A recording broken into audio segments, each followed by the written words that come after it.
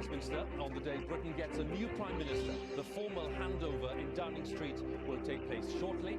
David Cameron will resign and Theresa May will step into number 10.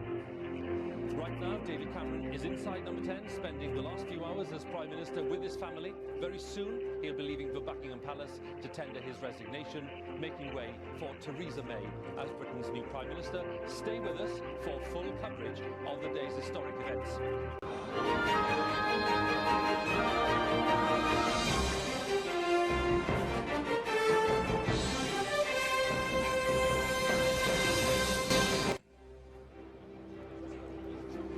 Very good afternoon from Downing Street, where very shortly David Cameron's 6 years and 62 days as Prime Minister will come to a formal close as he makes his way to Buckingham Palace to tender his resignation and to make way for Theresa May, who will arrive here a little later to take office as First Lord of the Treasury and Prime Minister of the United Kingdom.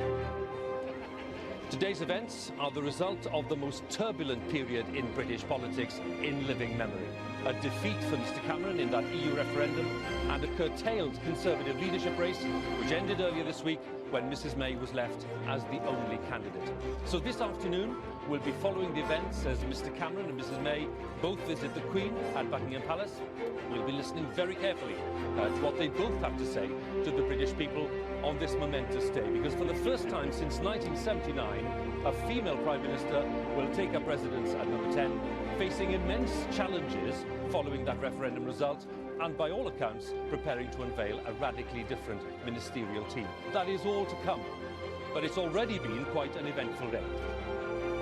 Just after 10 o'clock, Mr Cameron left down 10 Downing Street for his final session of Prime Minister's Questions to receive tributes from his colleagues and to make his own final remarks in the House at the dispatch box. Nothing is really impossible if you put your mind to it. After all, as I once said, I was the future once.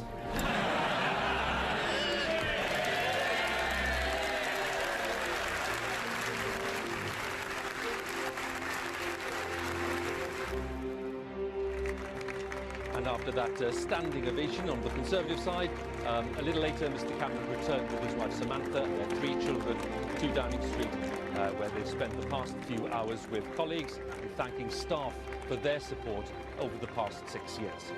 The incoming Prime Minister, Theresa May, has spent the day at Westminster preparing to make her own visit to Buckingham Palace, where she'll be asked by the Queen to form the next government. And in fact, the Queen spent the morning in Cambridge, visiting the air ambulance station with the Duke of Edinburgh and Prince William. Her Majesty is now back at Buckingham Palace. The expectation is that Mr Cameron will come to the palace at around 5 o'clock, and Theresa May will follow, becoming the 13th Prime Minister of the Queen's reign. Just a short drive from Downing Street. I'm here at Buckingham Palace, where we'll be observing the departure of an outgoing Prime Minister and the arrival of the new one.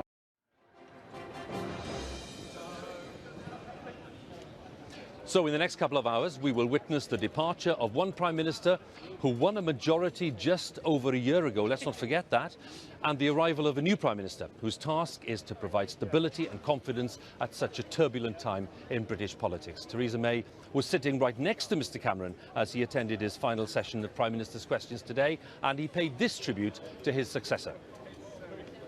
Nothing is really impossible if you put your mind to it. After all, as I once said, I was the future once.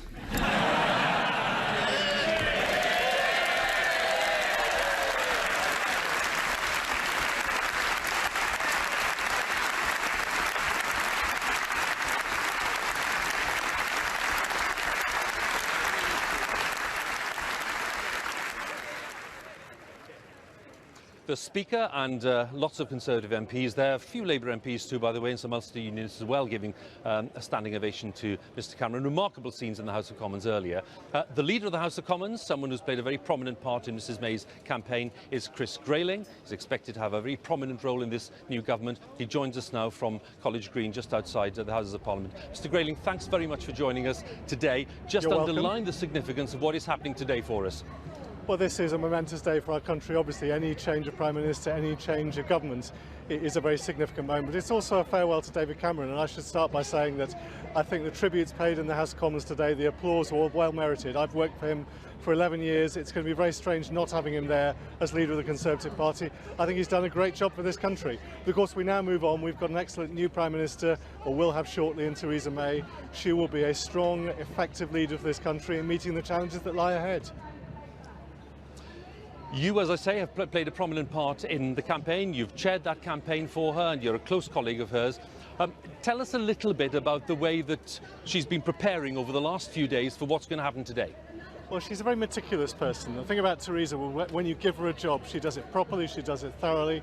And so since Monday, when we first discovered that Andrea Leadsom was pulling out, she's been working very hard with the team around her to make sure she's as prepared as possible to take over later today. And she will hit the ground running. She'll be straight into the job. There are big challenges facing the Prime Minister every day of every week, and she will very much pick up the mantle, get on with the job and be very effective at it. Give us a sense, Chris, of the balance here between looking forward to the challenge and being rather daunted by the scale of the challenge. Well, I think anyone who becomes Prime Minister, any members of any new government, look ahead. Well, not daunted is perhaps not the right word, but with anticipation of big challenges ahead. We're really going to focus on three things. The first, clearly, is to move ahead with our plans to leave the European Union. That's a very firm commitment. The British people have given us a mandate, a clear mandate to leave the European Union. We'll do all the work needed to make sure that becomes a reality and do it in the right way for Britain. But we've also got to make sure we carry on making good economic progress, and we need, as Theresa's been rightly saying in the last few days, we continue the work of a one-nation Conservative government elected a year ago, and she'll bring a fresh dimension to our desire to make sure we are a country, an economy where people aren't left behind, where we don't leave individuals or communities on the sidelines, where we're an inclusive nation focused on compassionate conservatism. On that final point, and there'll be a lot of focus on the message you've just given there, how soon will it be apparent that Mrs May perhaps has a different set of policies to build on the principles that you've just outlined there? Well, I think you'll see both. We've already got a manifesto that we were elected on 15 months ago that we're in the middle of implementing. That work will clearly carry on. But what Theresa will do is bring a fresh dimension to it, fresh ideas, a fresh approach, an extra focus on that One Nation agenda. She's got her own ideas about how to strengthen it. You'll see those in the weeks ahead. But it's also about carrying on implementing the programme we were elected on 15 months ago, which people expect us to deliver during this Parliament. Can I ask you for a sense of timing? I know this is sensitive, but when do you think, will we, for example, by tomorrow, have a good sense of the main holders of cabinet positions? Well, I think she'll clearly want to move as quickly as possible, as quickly as sensibly possible, to make sure the new government's in place. As regards exact timings, that's going to be very much for her, but within the next day or two we should have, I think, the full shape of the government. We've got a job of work to do. We don't want to sit around. We've got to get on with the job. We've got challenges ahead. We've got to rise to those quickly. And one of the good things about Andrea Leadsom's decision, and I pay tribute to her for being big enough to put the country ahead of her own interests, is it does mean we can now get on with the job of dealing with those challenges rather than going through 2 months of uncertainty. Supervising the Brexit process is clearly going to be one of the main priorities, and it's going to be something that's going to exercise lots of minds here in Downing Street and elsewhere in Whitehall. Is taking charge of that process a task that you would like to take on? Well, look, I've been very clear in saying when I agreed to take on chairing Theresa's campaign, I said to her very clearly, I don't want her to offer me a job. I don't want her to offer anybody a job. I don't want her to do any deals. I want her to take the right decisions about who is the best person for each job she has at her disposal. So she's promised me nothing. I've asked for nothing. I'll do what, if anything, I'm asked to do. And I think that's the way all of us should approach the next few hours. We've heard a lot, Chris, about the fact that Mrs May isn't the kind of politician who does quiet backroom deals. You seem to be suggesting that certainly in your case and others, there have been no deals done before she gets here to number 10. There have been no deals done. It's right and proper that there should be no deals done. What you want is a Prime Minister who's able to pick the right people for the job, not somebody who's promised people a post in government in exchange for their vote in a leadership contest. I think that's really important. Theresa hasn't done that. She's not done backroom deals. She's not agreed things in advance. She is now preparing to announce her government, but she'll have done it on the basis of who the best people are to do the job, who are the right people for the tasks ahead.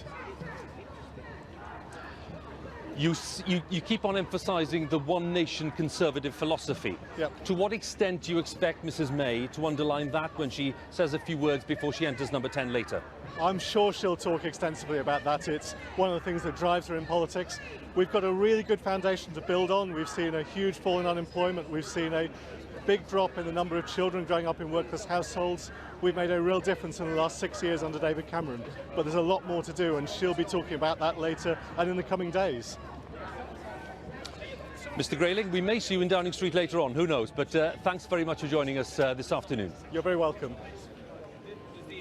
Chris Grayling there, who's been Leader of the House of Commons. I think it's a fair bet that he's not going to be in that job for much longer, but who knows what kind of prominent role he'll be fulfilling in Mrs May's new government. We'll find out maybe a little later today. So this afternoon's transfer of power, the transfer of office, if you like, follows a time-honoured formula.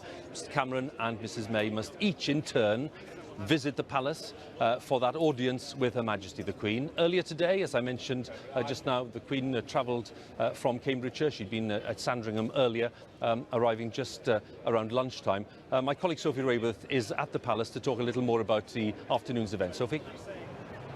Yes, good afternoon from Buckingham Palace. It's here that in less than 2 hours' time, at around 5 o'clock, we think, that is when all the attention will be focused here, because David Cameron's last ever audience with the Queen as Prime Minister will take place just around 5 o'clock. He'll then be followed by Theresa May, who will be only the second woman Prime Minister of the Queen's reign. Well, I'm joined here at the Palace by our Raw correspondent Nicholas Witchell, and just talk us through what will actually happen when David Cameron arrives here. Sophie, hugely important constitutional events, hugely important events for our country, which will be conducted in quite a matter-of-fact but business-like way. As we've been reporting, David Cameron will arrive at the palace at 5 o'clock or thereabouts. It's thought that he will certainly bring Mrs Cameron, possibly even their children with them. We don't know, but it's a possibility. But initially, of course, Mr Cameron will have a private meeting, one-on-one, just as is always the case for the Prime Minister's audiences with the Queen every Wednesday evening at around 6:30. And it will be in the Queen's private audience room, just the two of them, no officials, that Mr Cameron will tender his resignation, 6 years and 2 months after his appointment. There are no seals of office for the British Prime Minister, nothing to hand over. After the formal business is done, one would imagine that the Queen will then invite Mrs Cameron in. If there are children there, well, who knows? And they will, I'm sure, have a little discussion about what's going to happen to them now. But I don't expect that that audience with Mr Cameron will last very long, perhaps 15, perhaps 20 minutes. They will all be aware of the need to get on, to fill the void. At that moment, there is no Prime Minister. So, because it will be a very quick turnaround, won't it? We're expecting Theresa May here within 10 minutes after David Cameron it's leaves. all very precisely choreographed.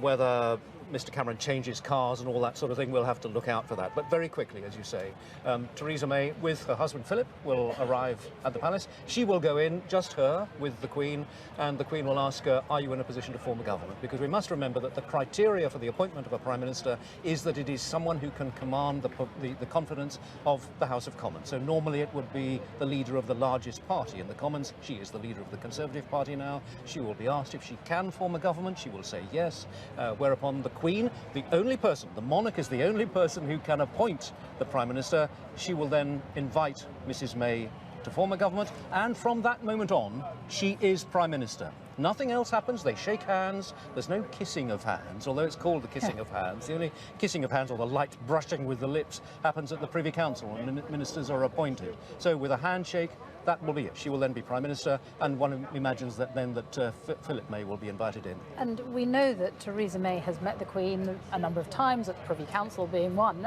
but we don't know the nature of their relationship, and that is a relationship they really are going to have to Which is absolutely of considerable importance. And one must remember that the Queen, although she is 90, is still a fully engaged head of state. She's very much the sort of the executive woman who is still very interested, and particularly, of course, at the moment, given the scale of the challenges that the nation is facing, she will be particularly interested in to hear what Prime Minister May by then will be saying at this first audience with her as Prime Minister. Minister. They haven't got long to get to know each other at this important time because, of course, the Queen will be off to Balmoral in just a couple of weeks. The Prime Minister is always invited up to Balmoral in September.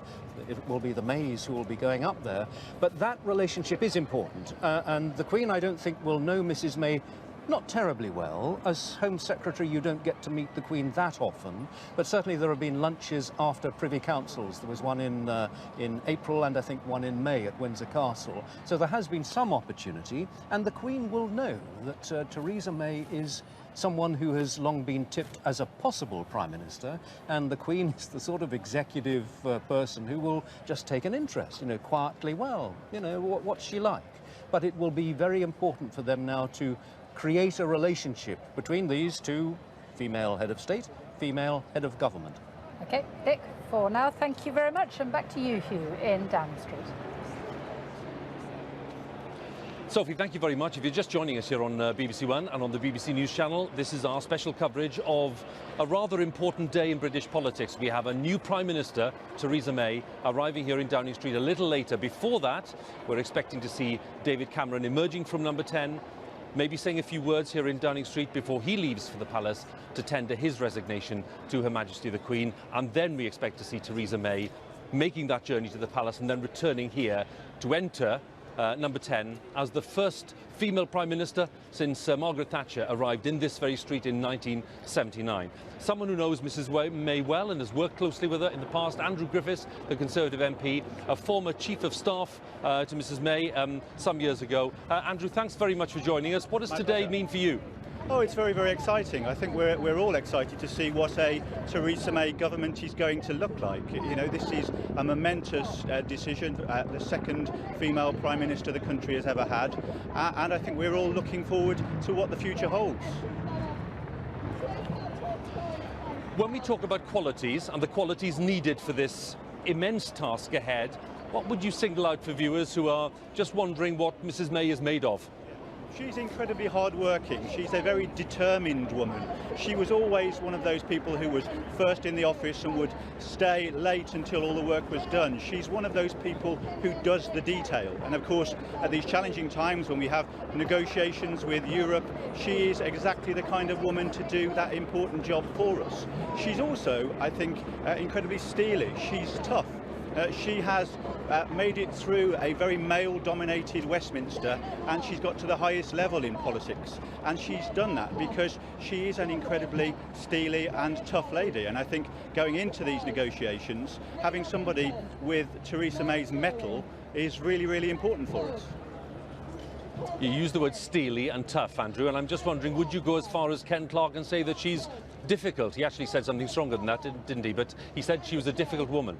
She is difficult. She can be very stubborn. If she cares passionately about something, she is prepared to fight for it and fight hard.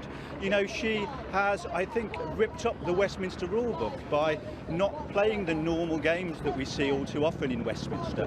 Theresa May was never one of those people who took part in the old boys network. You would never see Theresa hacking around in the smoking room or joining the right dining clubs in order to get on. She just stuck to the job in hand. She's incredibly diligent and hard-working, and she has proved that in order to climb the greasy pole, you don't need to do those things. She has succeeded in a man's world, and I think we'll see in the way she governs and the way she runs her government that she wants other people to be able to do that too. It's interesting, isn't it, when you underline the theme about succeeding in a man's world, and I'm wondering what the makeup of this new cabinet and ministerial team will look like. Do you think that will reflect the fact that she's very much focused on maybe a more balanced look? I'm sure it will. One of the things that Theresa has always been incredibly passionate about is equality and getting more women into Parliament. She established an organisation called Women to Win to help more women get into Parliament. She's spoken before about her desire to have a 50-50 Parliament, have half men, half women. So I'm absolutely sure that she will be looking to bring the talented women into in the Conservative Party that are currently on the backbenches or in lower ministerial positions into the cabinet. I've seen not only that Theresa has made speeches about the importance of women in politics, I've actually seen her travel around the country up and down the breadth of our nation, making speeches encouraging women to get involved in politics, to stand themselves. And I've also seen, on top of her ministerial work, on top of the work that she does in Westminster, the hours that she has dedicated to helping women, to mentoring them, to encouraging them to succeed in politics. You know, it is a difficult life, it is a difficult role for many women to take on, and Theresa has not just been an inspiration for women to get involved in politics, she's also been a huge help and a friend to many of the women that we see on the backbenches today. A final thought, Andrew, very briefly, if I may. Will she be relying on a very small group of people around her, or do you think that she'll have to depend on a wider circle of people now? Well, Theresa has never had cliques. She's never had that sort of those networks around her. She's always been a very, very independently minded woman. But she will also, obviously, reach out to the party. One of the main attractions, I think, as well as her experience, was the fact that she could be a unifying force.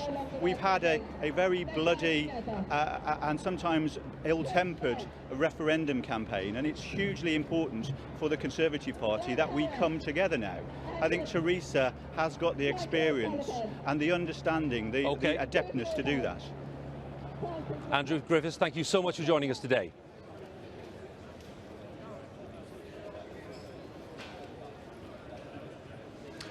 And a welcome to our audience on BBC World who are joining us now.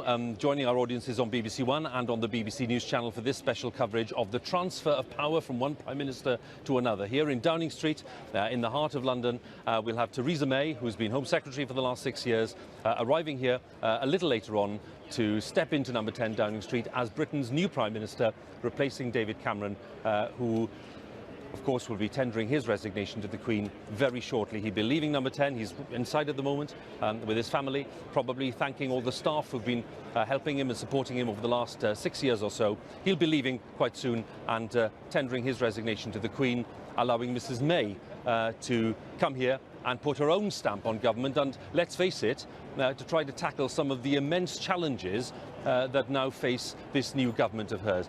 Mr Cameron took his last Prime Minister's Questions time in the House of Commons today.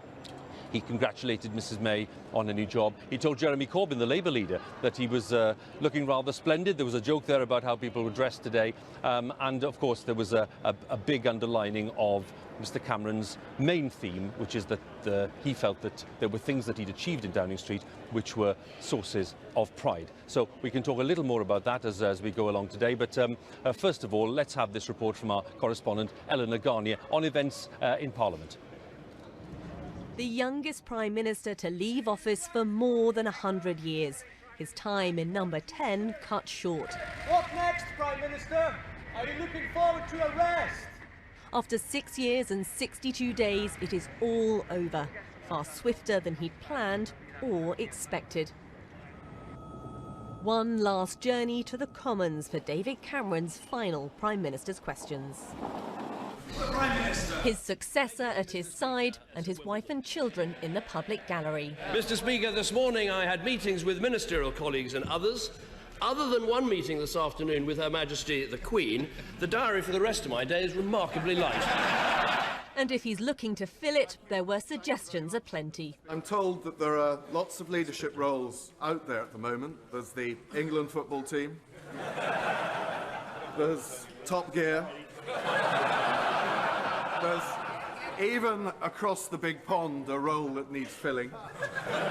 Jeremy Corbyn. And rather than clashing with the Prime Minister, the Labour leader paid his compliments. Mr Speaker, it's only right that after 6 years as Prime Minister we thank the Right Honourable Member for Witney for his service. I've often disagreed with him, but there are some of his achievements I really want to welcome and pay recognition to today. One is helping to secure the release of Shakar Amir from Guantanamo Bay and legislating to achieve equal marriage within our society. A moment too for Mr Cameron to attempt to shape his own legacy. We've cut the deficit by 2/3. There are 2.5 million more people in work in our country. There's almost 1 million more businesses. 2.9 million apprenticeships have been trained under this government. And he couldn't resist a last dig at the Labour leader. I have to say I'm beginning to admire his tenacity. He is reminding me of the Black Knight in Monty Python's Holy Grail. He's been kicked so many times, but he says, keep going, it's only a flesh wound. I admire that. But in the end, Jeremy Corbyn wished him well. It was almost as if the two leaders had made up. First of all, thank you for the kind remarks and the good wishes to my amazing wife, Samantha, and my lovely children, who are all watching from the gallery today. And there was one final thing he had to set straight about the Downing Street cat. And the rumour that somehow I don't love Larry. I do. And I have photographic evidence to prove it. Sadly, I can't take Larry with me. He belongs to the house and the staff love him very much, as do I. And from his backbenchers, there was admiration. Can I first of all join all those in thanking the Prime Minister for the statesmanlike leadership that he's given to our party and to the country for the last 6 years, and to thank him particularly on this occasion for the debating eloquence, but also the wit and the humour that he's always brought to Prime Minister's questions on Wednesday. Angus Robertson! But it wasn't all warm words for Mr Cameron. The Prime Minister's legacy will undoubtedly be that he has taken us to the brink of being taken out of the European Union, so we will not be applauding his premiership on these benches. And so it was, onto his feet for a final time as Prime Minister. The last thing I'd say is that you can achieve a lot of things in politics. You can get a lot of things done. And that, in the end, the public service, the national interest, that is what it's all about. Nothing is really impossible if you put your mind to it. After all, as I once said, I was the future once. For now, though, fond farewells. One last wave, a final goodbye, as power passes from one Prime Minister to the next. Ellen Agagna, BBC News, Westminster. Yes, some laughter in Prime Minister's questions and, of course, lots of applause. And at some points it was almost easy to forget why today is taking place. And it's taking place, of course, because David Cameron called that referendum and failed to secure that Remain vote in the EU referendum itself. And that is why he's having to leave Downing Street as Prime Minister and resign today, just over a year after he won that majority in the general election last year. So let's look maybe beyond the applause and the laughter today, because those are the circumstances which define today's events. And there was some pointed questions, not least from the Scottish Nationalists and others too representing Northern Ireland, asking about the implications of that vote, that EU referendum vote, on different parts of the UK. So what we're going to do now is talk to Howell Griffith, who's in Cardiff for us. Chris Buckler is in Belfast. First, we're going to go to Edinburgh and we're going to talk to our Scotland editor, Sarah Smith, for a sense of the response there today. Sarah? Well, already here in Edinburgh, the SNP have been very critical of Theresa May's record in government so far. They want to highlight the fact that just because there is a change of Prime Minister, that does not change their opposition to Tory policies in Westminster. And Nicola Sturgeon's been very critical of Theresa May herself when she said that she couldn't guarantee the rights of EU nationals living in the UK. Sturgeon attacked her for that. Going forward, the Scottish Government are going to insist that Theresa May gives them a place at the table during the Brexit negotiations. They insist they want to sit at the top table and be a full part of those discussions. And don't forget, Nicola Sturgeon has said she thinks it is highly likely that there will be a second referendum on Scottish independence. We know Theresa May has said she passionately believes Scotland should stay in the United Kingdom. And she met the Scottish Tory leader, Ruth Davidson, yesterday in Downing Street. And Ruth Davidson told her she had to make sure Scotland was at the front of her agenda, not treated as some kind of afterthought, because it may not be long before Theresa May finds herself fighting a campaign to try and keep Scotland inside the United Kingdom. Now for the view from Cardiff, here's my colleague, Howell Griffiths.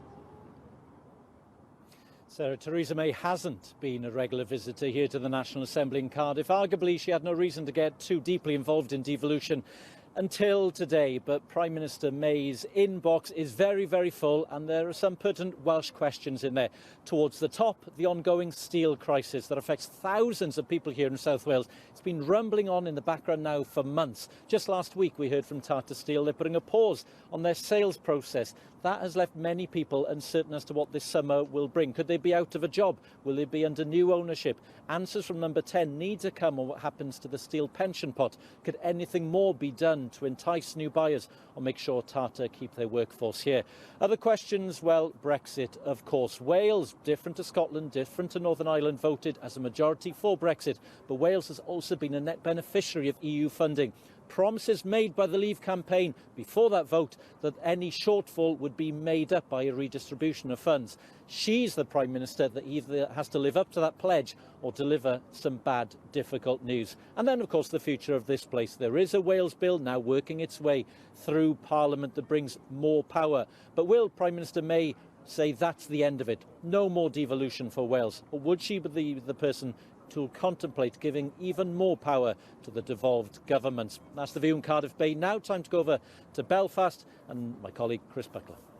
Well, while here in Northern Ireland, unionists have given a relatively warm welcome to Theresa May becoming Prime Minister. And that probably reflects that they see her as a traditional Tory, someone who shares a lot of their values. It also probably explains why nationalists have been a little cooler in their response. In fact, Sinn Féin have gone so far as to suggest that Theresa May could be bad for Northern Ireland and bad for the peace process. And there are still outstanding issues, despite those years of progress at Stormont. And one of them is, of course, Brexit. There are many people who feel that Northern Ireland's economy is particularly exposed to it, not least because of that cross-border relationship and trade with the Republic of Ireland and that question of the border itself. Now, as the then Home Secretary, Theresa May came to Northern Ireland during that referendum campaign. She said herself, to put in her own words, it was inconceivable that there wouldn't be changes to the border, that it would remain completely open, that it was inconceivable that there wouldn't be some type of controls that would be put there. I think as Prime Minister, she might well have a different view, because Theresa May knows that at Stormont relationships can be fragile, they can be tense, and she doesn't want to unsettle any of those Anglo-Irish relationships. Chris, thanks very much there in Belfast. Chris Buckler and Howell Griffith in Cardiff, and our Scotland editor Sarah Smith in Edinburgh there for us, and a sense there of the different priorities in different parts of the United Kingdom, which are raised, I suppose, by this transfer of power today, not least in the context of the European referendum that took place just a few weeks ago. It seems like an age ago, but it was just a few weeks ago, and it's been a very, very turbulent time. If you're just joining us here on BBC One or the BBC News Channel, or indeed on BBC World, we are broadcasting our special coverage from Downing Street on the day that David Cameron, the Prime Minister of the past 6 years, is tendering his resignation to the Queen in a short while, and he'll be replaced here a little later by Theresa May, who has been Home Secretary for the past 6 years. That's the course of events. On timings, well, it's never easy to call these things, but if we're expecting Mr Cameron to be at Buckingham Palace at around 5 o'clock, well, then we can expect maybe a departure from here and maybe a statement from Mr Cameron a short while before then. So that gives you a sense of the kind of timings, but let's just wait and see, shall we? And Vicky Young is with me, our chief political correspondent, who knows these things inside out. Vicky, just a sense of the way this has been organised today. We'll come to bigger questions about legacy in a moment, but just to underline for viewers, this timetable today is really nailed down very precisely. Yeah, but they had to do it quite quickly. You know, everyone thought this was going to happen in September. They would have had all summer to think about it. Theresa May thought she'd have an 8-week campaign, which she may or may not win, to think about her government, what she was going to do. And David Cameron, on the other hand, thinking he had a couple of months to think about his legacy, to have a farewell conference, international conference maybe in September. Suddenly, all of that changed very, very dramatically on Monday, and they then had very quickly to put all these things in place. And like you say, a lot of it is logistics. It's about removing the Camerons from here, the family. They have a young family, and obviously, as you say, the protocols, going to see the Queen, David Cameron formally saying, you know, I am now no longer going to be the Prime Minister, and then Theresa May saying she can command the authority of the House, and then she will come into here. One of the first things she has to do is get a briefing from the Cabinet Secretary. This really is where the civil service takes over for a while. They have done this many times before. They know what they're doing. She will get a security briefing. Of course, she's She's across all of that already. She's been Home Secretary for 6 years or so. She knows all about that kind of thing. So she is walking into here not as someone who's is alien to her. She's got a lot more experience than some. When she arrives, the Cabinet Secretary and all the civil service, senior civil service, as you say, will be there, and they will have a plan. And of course, there have been talks in the past few days. Question is, Vicky, to what extent she'll be able to set out some very clear priorities for the government straight away for the civil service to implement. Do you think that work's been done over the past couple of days? Although, as you say, the timetable has been very curtailed. There has been talk, and the civil service will have come up with some ideas for her. Now, she may or may not accept them, but there's already been rumours about looking at certain departments, smaller things like you move universities, bring that out of biz and put it back into the Department of Education, that kind of thing. Things that she can look at straight away. But it's interesting, people have written about what happens to new prime ministers when they go through there. They're sat down, the first thing they are reminded of is they are in charge of the country's nuclear weapons. And there were reports that Tony Blair, when this was made clear to him, went rather pale when the enormity of what is happening, that you are becoming the Prime Minister of this country. That is a moment, I think, if you sit in that cabinet room, and that would really dawn on you. But Theresa May will have ideas about the people she wants to bring in around her. There's a lot of talk about who she will bring in those big jobs, the people who are going to be by her side, she hopes, for the next 4 years or so as she embarks on this journey, which we know is going to be so dominated by Brexit and those negotiations. There are similar parallels with David Cameron. He had lots of ideas when he came in, the things he wanted to do, but actually they had no money. There'd been a banking crash. His 5 years in coalition with the Liberal Democrats was so dominated, wasn't it, by the economy.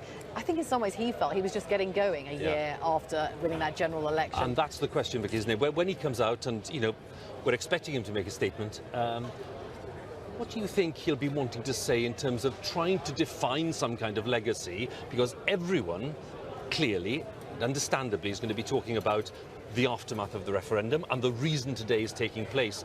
He will clearly be wanting to talk about other things over the past 6 years. Yeah, I mean, he's not going to be able to escape that. There is no doubt about it. He has gone not at the time of his choosing because of that referendum. The UK is leaving the EU and he didn't want that to happen. It was his decision. But he will look back on becoming opposition leader, for example. He came in with a very modernising message. He did change the Conservative Party. And again, that's a thread, I think, that runs from him to Theresa May, that they are seen as people who have a modern outlook.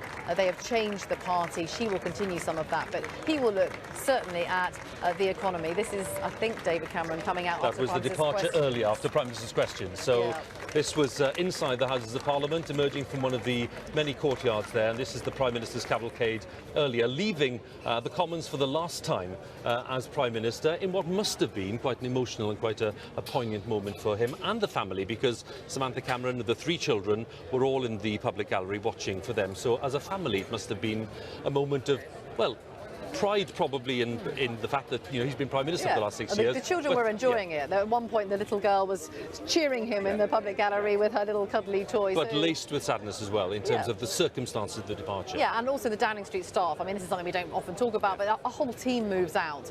They've been with the Prime Minister. This is the end of an era for them. It really does feel like the end of an era, and because it's come about so suddenly, it will be harder for them to think about. And I think there will be, of course, disappointment that there are so many things that he would have wanted to do and he just hasn't been able to do it. Of course, people will say he brought it on himself. He held that referendum. He will say it's because of democracy. It was the right thing to do, but in the end, it has cost him his job. Yeah. More to talk about later, Vicky, because very soon, just to explain to viewers, we expect that possibly the microphones and the podium to be set up in the street for Mr Cameron's departure, and then it'll stay there, of course, for Mrs May's arrival a little later on. And we've already had quite a strong hint from Chris Grayling that she may have quite a few things to say about the tone of the government, the kind of policy that she wants to adopt, and underlining that one Conservative philosophy. So plenty for us to talk about later. But for now, Vicky, thanks very much. Lots of reaction, of course, to today's events, and a very keen eye on events here, and certainly on economic policy among business leaders and in the City of London, not least after the huge implications of that referendum itself. So what I want to do now, before we come back to Downing Street and talk to some more people, is to join my colleague Jane, who's outside Parliament with some guests there. Thank you very much. Yes, let's talk about the many pressing issues in Theresa May's in-tray. I should explain, here at Westminster, very, very busy, as you would expect. And just until a few seconds ago, there was an extremely noisy protest going on. So if that starts again during my conversation with my two excellent guests, you will understand what is happening. But joining me here in a brief moment of calm, Nicola Horlick, welcome. Thank you for being with us, the CEO of Money & Co. And Lord Digby Jones, who was a Minister of State for Trade and Investment, ran the CBI for 6 years. Welcome both. Digby Jones, I'm going to start with you because we've had ample chance to have a very lovely chat, and you were reflecting a few minutes ago on the fact that you confidently predicted quite a while ago that Theresa May would indeed be the new Prime Minister. Well, I did last October. I actually said in a speech somewhere that I thought the next Prime Minister of the United Kingdom would be Theresa May. And remember, this was last October. This wasn't anything to do with Brexit. And it was when George Osborne was sailing high and everything else, because I just thought that the Tory party post-Cameron, because by then he said he'd be going, just needed something different, utterly different, but with some steel in it. And I think Theresa's got that in bucket loads. I'm thrilled to bits that, with any luck, by the end of November, the three most important countries in the Western world are all going to have women running them. And I am serious. I think, you know, Clinton, May and Merkel, if you can take the testosterone out of politics just for a bit, just get this away from all this stuff and bring it down to a bit of common sense with some steel. You know, this is none of them are pushovers. I just think it'll be great on so many levels, and I wish her all the better. And I don't do party politics, you know, I'm a crossbench peer in there. I don't do it, and you know, I pay short money. Short money, for the viewers, is the money the taxpayer pays to the opposition. Everybody listening to this, a taxpayer, you part with money to get Her Majesty's loyal opposition to provide an alternative government, to give voters a choice at a general election. That's what you do it for. That's why we're a mature democracy. So what do I want? I want a government that actually is doing stuff with some leadership. There's been a vacuum. Let's sort it, and I think Theresa will. And then I want an alternative government that the country can choose. And at the moment, they're actually fighting amongst themselves. And I think I applaud the Tory party the way they sorted this out in, what, 48 hours? They went from 5 to 1. Well done them. Nicola Horlick, I mean, everyone talks about you as an extremely successful businesswoman. Perhaps we should just say business person. I mean, what, are we making too much of the fact that there will be a female inside number 10? Well, no, because there have only ever been 2 female prime ministers. So, and you know, there are many countries that have not yet had a female as a leader. And as Digby says, it could be pretty momentous if Hillary Clinton also gets elected to have 3 powerful women in the world. And women are different to men. I'm very happy to be different to a man. And women are more cautious. And there are many things that have happened in the last few years that may not have happened. For instance, the referendum may not have happened if we'd had a female leader. But the fallout from the referendum dominates. I mean, Theresa May might have, what, a very brief honeymoon period, but it is going to absolutely dominate. And she's got to appoint a minister for Brexit, whatever that formal title will end up being. What's your best guess as to, well, who it might be? You might both have a view on that, but the enormity of that task. Well, she said it has to be somebody who was pro-Brexit, who has that job, which seems sensible. So Chris Grayling, potentially, I don't know who it will be. But it's obviously going to be a very difficult task for that person to negotiate something that's going to be acceptable to the British public. And it is a bit of a hospital pass that Theresa May has received. And, you know, everybody's saying it's momentous and it's wonderful, but when she gets down to the job, it's going to be a very difficult job, there's no question. Apart from anything else, it's not that unlikely that the economy will tip into recession by the end of this year. Hopefully it'll be short-lived, but things are going to be tough.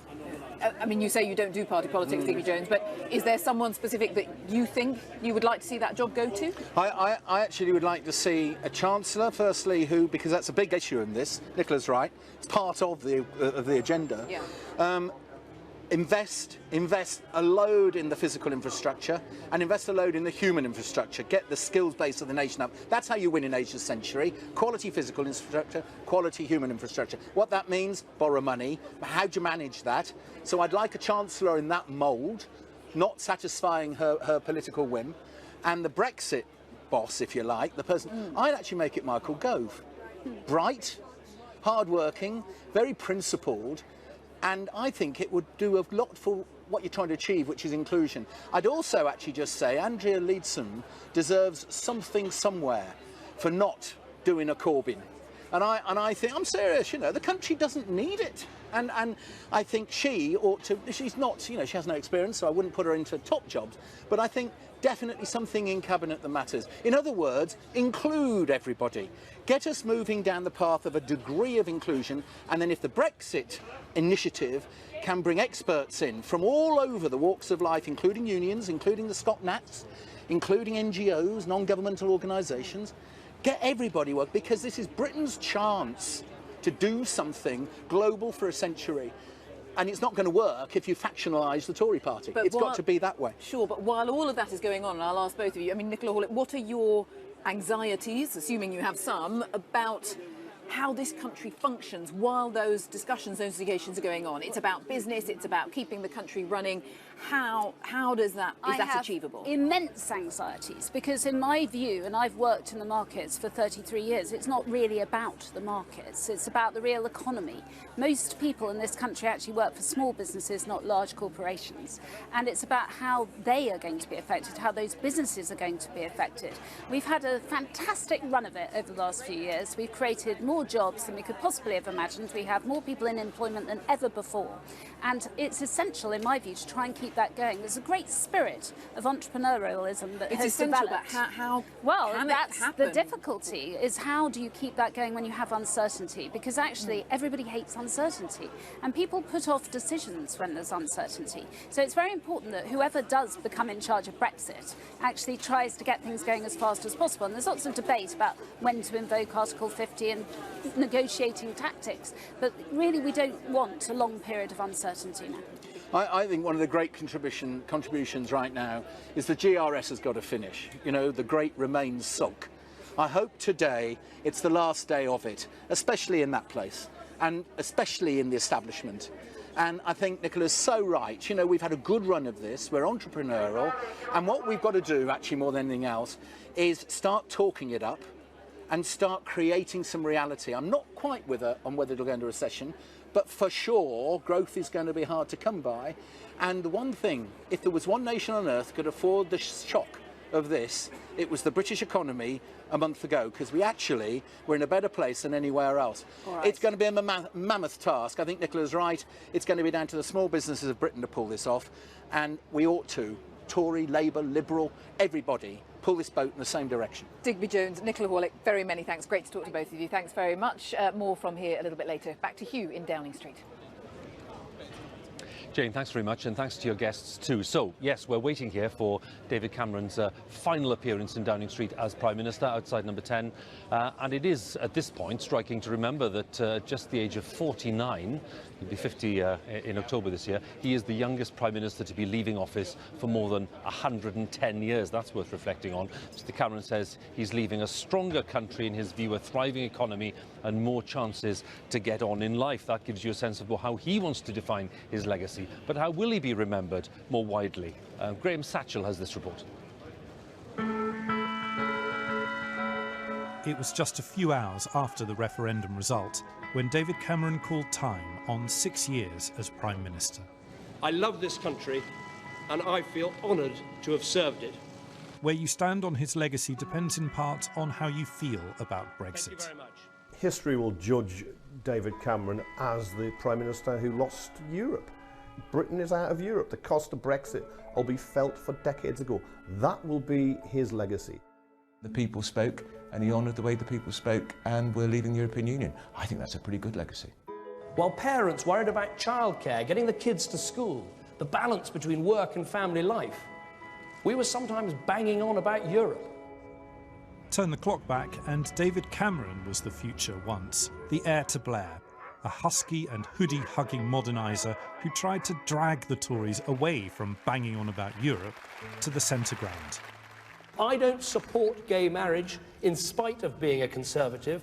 I support gay marriage because I am a Conservative. But as Prime Minister, Cameron inherited a mountain of troubles, the financial crash, massive public debt. His response was austerity.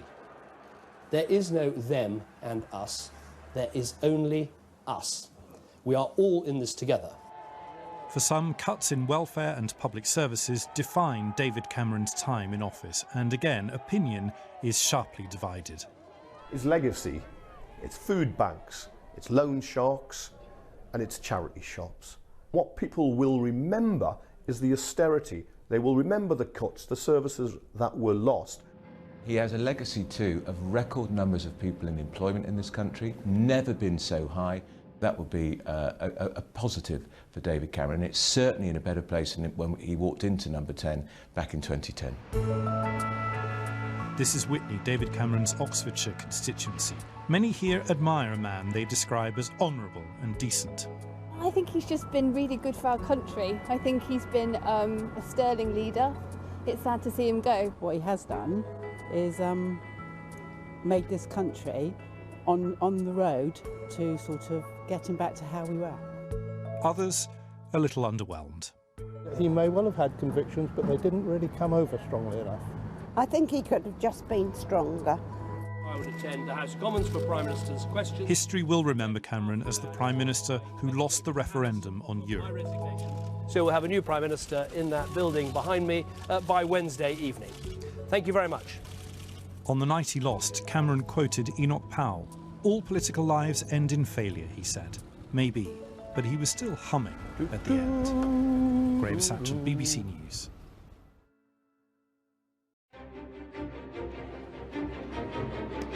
It's just turned 4 o'clock. If you're just joining us on BBC One, BBC News and BBC World, we're live at Westminster. We're in Downing Street, where in the next hour, David Cameron will leave number 10 and make his way to Buckingham Palace to tender his resignation, bringing his 6 years and 62 days as Prime Minister to a formal close. He'll be making way for Theresa May, who will arrive here a little later to take office as First Lord of the Treasury and Prime Minister of the United Kingdom. Today's events are the result, of course, of the most turbulent period in British politics in living memory, a defeat for Mr Cameron in that EU referendum, and then a curtailed Conservative leadership race, which ended earlier this week when Mrs May was left as the only candidate. And that means that for the first time since 1979, a female Prime Minister will take up residence at number 10, facing immense challenges following that referendum result. And her first task will be to appoint a new cabinet, a new ministerial team. That is all to come. It's already been quite an eventful day. Just after 10 o'clock this morning, Mr Cameron left Downing Street for his final session of Prime Minister's questions to receive tributes from his colleagues and to make his own final remarks at the dispatch box. Nothing is really impossible if you put your mind to it. After all, as I once said, I was the future once.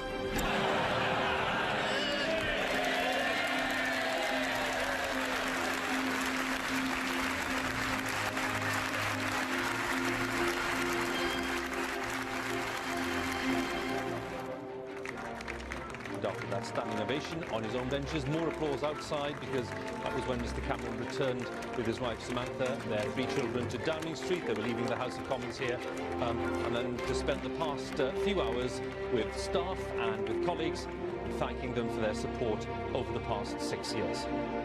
The incoming Prime Minister, Theresa May, has spent the day at Westminster preparing to make her own visit to Buckingham Palace, where she'll be asked by the Queen to form the next government. Her Majesty has spent the morning in Cambridge, visiting the air ambulance station with the Duke of Edinburgh and with Prince William, and the Queen is now back at Buckingham Palace. The expectation is that Mr Cameron will come to the palace at around 5 o'clock, and then Theresa May will follow, becoming the 13th Prime Minister of the Queen's reign. Yes, it is just a short drive from Downing Street to here, Buckingham Palace, and we are expecting to see David Cameron arrive here within the hour as we observe the departure of the outgoing Prime Minister and the arrival of the new. Yes, here we are in Downing Street. We were waiting for the formal transfer of power when Mr Cameron will be leaving within the next maybe 40 minutes or so. We're expecting a statement here in the street, and then he'll make his way to the palace, followed pretty quickly after that by Mrs May, who will arrive here and make her own statement of intent probably and set the tone for her premiership. And of course, just to underline the very significant nature of today's events, it is, of course, a transfer of power which hadn't been expected. It's all to do with the outcome of that referendum, and Mrs May being the second woman in British history to become Prime Minister. Talking about prominent women in very high-profile political roles, I'm pleased to say that we have the First Minister of Scotland, Nicola Sturgeon, joining us now from Westminster. And good to have you with us, Nicola, if I may. Nice to be with you. Just ask you how you see the significance of today's events, because we heard some of your colleagues in Parliament earlier today really laying it on the line and asking David Cameron to spell out the priorities for Scotland. Well, I mean, clearly there's a sense of anger and frustration in Scotland about the fact that we have been taken to the brink of exiting the EU against our will, against our democratic wishes. So that is undeniable. That said, of course, I think all of us, politics aside, wish David Cameron well. I'm sure these are not the circumstances in which he would have wanted to leave office, and notwithstanding our many political disagreements, I understand, after almost 2 years myself as First Minister, how difficult leadership is. He served the country for 6 years now as Prime Minister, and he deserves our thanks for his service, and I, and I'm sure all of us, wish him and his family well for the future. But today is a big day, and my priority now is to seek to develop a constructive relationship with the new Prime Minister, but to make sure that Scotland's place in Europe is close to the top of the busy agenda that she now takes over. When you have your first meeting with Mrs May, Nicola, what are you going to be saying? What's the first priority that you'll be outlining with her as far as your government is concerned? Well, I mean, clearly there will be a range of things we want to work together on. I'll be hoping to hear a change of approach in terms of the economy, on austerity, but clearly given the magnitude of the issues we face in terms of the EU following the referendum, I will want to get a very firm assurance from Theresa May that Scotland, the Scottish Government, will be centrally involved in the process that will now take shape, but also that we will be able to be involved for a purpose, and that purpose will be to enable different options of allowing how Scotland voted to be given effect to be examined. In short, I don't want Scotland to leave the European Union. I want to be able to examine options for keeping us in the European Union, and I'll be looking for a commitment from Theresa May that the process that she will now take forward will enable that to happen. How confident are you that that'll be the case? Well, look, I don't underestimate the difficulties of this. I find myself, and Scotland finds itself, in a position not of our choosing and not of our making. There is enormous uncertainty and instability that lies ahead of us, but I have a mandate from the Scottish people to seek to protect our relationship with the European Union, and that's what I've got a duty now to do. So my job is to seek to navigate a path for Scotland that protects that relationship. I don't pretend it will be easy, but I think with a political will there will be a way of examining the options for doing that, and that's why an early priority in my discussions with Theresa May will be, yes, to make sure we're centrally involved in those discussions, but centrally involved in a way that allows those options to be properly explored. Is it possible, First Minister, for there to be some kind of deal which Mrs May negotiates with the EU, where there is access to the single market, there may be some restriction on freedom of movement? Would that be the kind of scenario that would allow you to be more comfortable with the course of events? Well, obviously we have to wait and see how these discussions take shape, but my starting point of principle is that Scotland voted to stay in the European Union. We didn't vote to exit, we voted to stay in. So that's my starting point of principle. I've said that all options must be considered to enable us to look at every option that makes that possible, and all options are on the table. So I go into these discussions with an open mind, but based firmly on that point of principle and that mandate that I've been given very clearly from the Scottish people. We're hearing some loud voices in the background there, First Minister, and it's a reminder again that there's a lot of anger around, and when people say that, they want people to come together, it's quite a task, isn't it, at this point, given what happened in the referendum, to ensure that kind of coming together in this climate. Well, I think it is important that we all seek to find constructive ways forward. Clearly different people and different parties and different parts of the country may have different ideas about what the best way forward is, but what I'll be trying to do, while steadfastly defending Scotland's interests, is trying to be constructive in how we do things, and I hope that I can develop that constructive relationship with the Prime Minister. I mean, apart from the EU, which obviously dominates all of our discussions just now, there are a number of other issues that I hope that we see a different approach from Theresa May on than we saw from David Cameron and George Osborne. One of the issues in the referendum campaign was a sense of alienation that people felt, I think, drawing largely from an austerity agenda that has seen ordinary people bear the burden of a financial crash that they didn't cause. So let's have an alternative to austerity as one of the early priorities of the new government as well. First Minister, it's very good of you to talk to us, and thanks for doing battle with the loud voices there in the background. They're not It's, protesting good of you. against Thank me, you I very just much. want to be clear about that. You've made that clear, Nicola. Thank you very much. Nicola Sturgeon there, the First Minister of Scotland, giving us her thoughts on today's events as we wait in Downing Street for the transfer of power. 4:10 here in Downing Street. You're watching a BBC News special on the handover of power from one Prime Minister, David Cameron, to the next, Theresa May. It'll happen within the next hour and a half or so. And Vicky Young, our chief political correspondent, is with me. We were talking earlier, Vicky, about some of the challenges. And there we have Nicola Sturgeon going right in there, you know, making it very clear from the outset there are things that she needs to deliver for Scotland as First Minister, and that is top priority to stay in the EU. It's very difficult to see where the compromise is in that scenario. Yeah, I mean, people have said about Theresa May that she is a good negotiator because she has her opinions, but she listens to people and then she can compromise, and she's not afraid to do that. But of course, how far she's prepared to go is a different matter. And the whole point about her taking over right now at a time when there are so many people talking about a divided nation, not just because of the referendum, of course, those who voted to leave, those who voted to stay, but also people predicting maybe that Scotland will have another referendum and break away, and then people talking about the economy, about the economic challenges and the differences, and we will hear Theresa May talk a lot, I think, about that, about making the economy work for everybody, for those who don't have as much as others. Now, how far she can go down that road is another matter, because if you think David Cameron said the same kind of things when he came into power, he talked about the similar things that we're going to hear from Theresa May, but his problem was he had no money because there'd been a crash and he had no majority. And Theresa May is in a similar situation because in the House of Commons she doesn't have a huge majority, so she may well have a lot of things that she wants to do. Whether she will be able to achieve those or not, you know, is another matter. Let's just look at the images, Vicky, because this is just a few yards away from where we are now, and there's the Prime Minister's car and the security vehicle, obviously. We're just waiting for the events to unfold, but clearly at this point everyone knows that when the handover happens it'll be very efficient, it'll happen very quickly. The civil service have already been primed. Lots of the talks, as Chris Grayling was telling us, have taken place over the last few days. And as we look at these scenes, just a thought from you on the sequence of events once Mrs May goes through that door.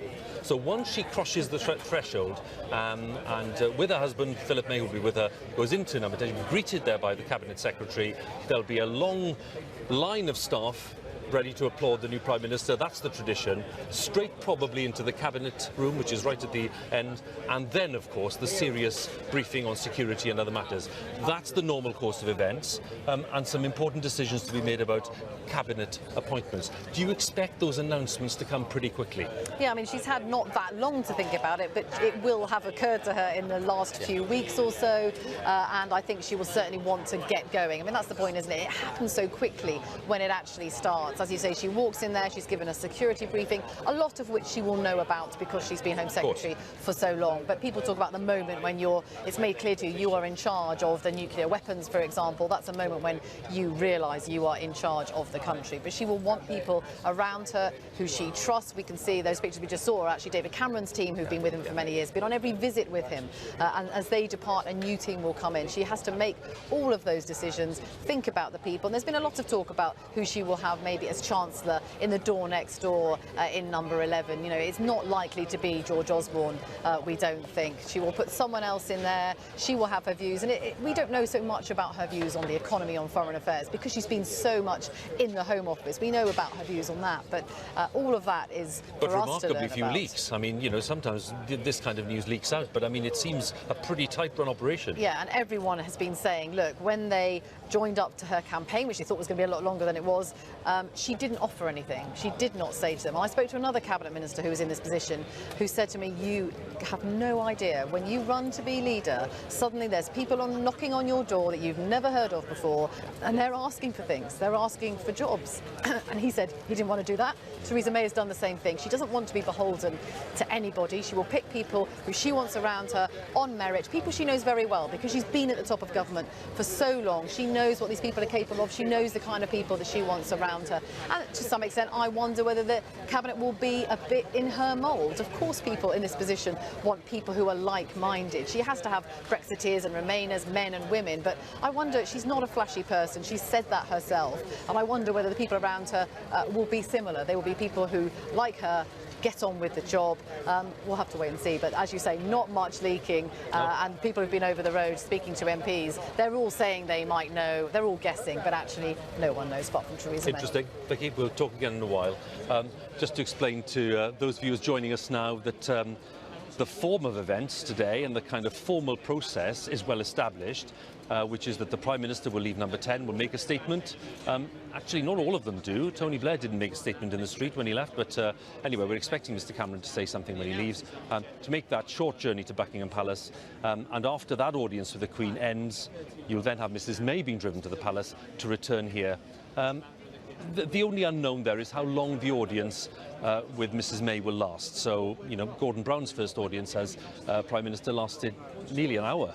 That's one of the longest we've known. Mr Blair's first audience lasted about half an hour. So Mr Cameron's first lasted about half an hour. So that's the kind of rough timing. And then, of course, Mrs May will come back, and we are certainly expecting the new Prime Minister to address the British people in Downing Street and to just underline the priorities that she has for her time in office, however long that lasts. So, a big focus on Buckingham Palace this afternoon. Let's join Sophie once again, who's there. Thank you very much. It is getting very busy here at Buckingham Palace. We're expecting to get even busier in the next 45 minutes when David Cameron arrives at around 5 o'clock this afternoon. With me here are the royal biographer Hugo Vickers and Vernon Bogdanor, who's the Professor of Government at King's College London. Good afternoon to both of you. Hugo Vickers, first of all, just explain what will happen when David Cameron arrives here this afternoon. Well, he'll have that curious drive up the Mall, and he'll go into the palace, he'll go into the forecourt, be met by a private secretary, and quite a long walk to the Queen's rooms, which are right in the far corner. And then, of course, the Queen will receive him, and basically he will resign. She's a very important part of the Constitution. It is at that moment that he ceases to be Prime Minister. It's a ceremony, as it were, called kissing of the hands, which doesn't actually happen, does it? Well, that's for the new Prime Minister, who officially kisses hands. Sometimes they say that the lips brush the hands, but I don't think that even really happens. But it's the way they put it, certainly. And yes. The relationship that the Queen will have with her new Prime Minister, the relationship she has had with her past Prime Ministers, because of course Theresa May is now going to become the 13th Prime Minister. How much do we actually know about him? Well, of course, the interesting thing is we only really know anything about these relationships from the Prime Ministers themselves, who in their memoirs and occasionally and in discreet asides let out a few things. So what James Callaghan said is that the Queen offers friendliness, not necessarily friendship. She will be extremely supportive to the Prime Minister in any way she possibly can. She has a huge raft of experience, having reigned for 64 years. Theresa May will be the third Prime Minister born within the Queen's reign. Her first Prime Minister, Sir Winston Churchill, born in 1874, so that was rather different. David Cameron, the first time she saw him, he was playing a rabbit in a school play.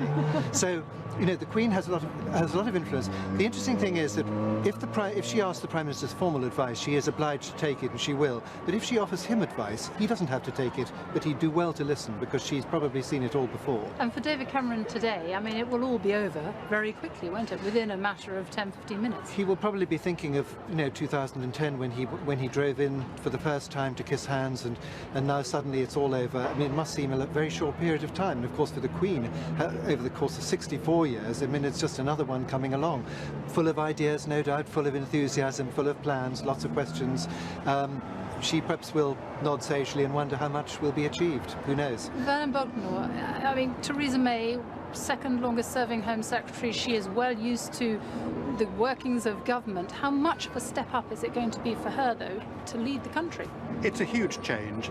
The Home Office is traditionally thought of as the cemetery of political reputations, And before Theresa May, I think there were 6 different Home Secretaries in 13 years, the 13 years of the Blair and Brown governments. But being Prime Minister is quite different because you have to be in command of such a huge range of issues. You can't afford to be a control freak. You have to delegate.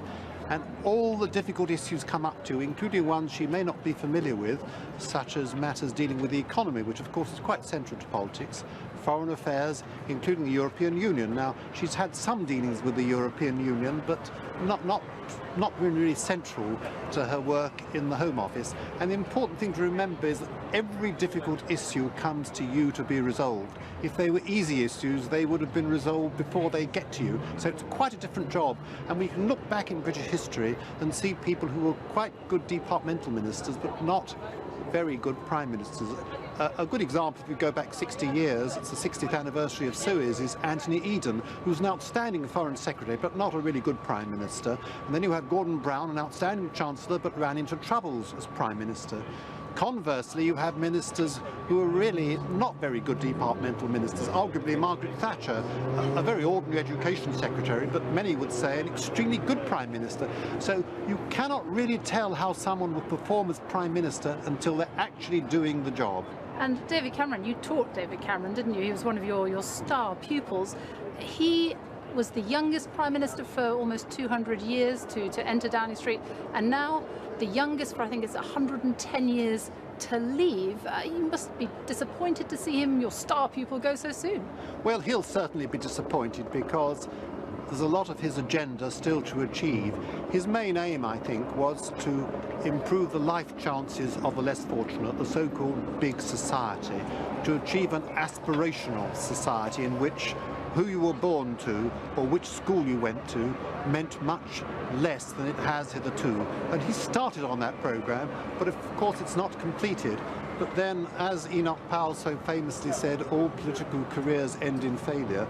It's particularly sad for him, having won the Conservatives' first overall majority for 23 years in the general election last year. 1 year later, he's gone. So what will his legacy be? Will it be as the Prime Minister who took us out of Europe? No, his first legacy, I think, will be to make the Conservatives an electable party.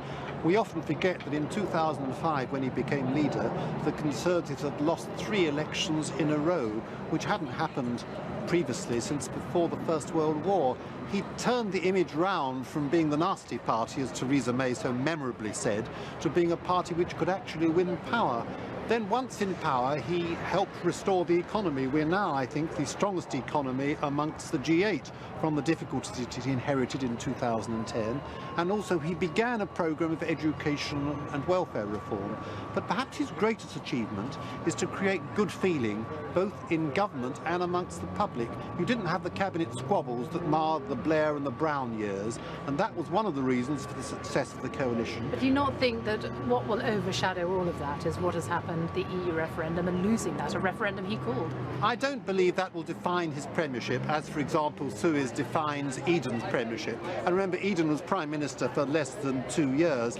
No, I think there are many other achievements, and I think it will be seen in perspective in due course that the Cameron regime was a civilised and liberal and tolerant regime, which made many people in Britain feel more at ease with themselves, though, as we saw from the referendum, not enough, particularly in the north of England. And Hugo Vickers, let's look forward to Theresa May as Prime Minister, her new relationship that she will have to forge with the Queen. And we know that the Queen does take a huge interest in the political ongoings in Britain.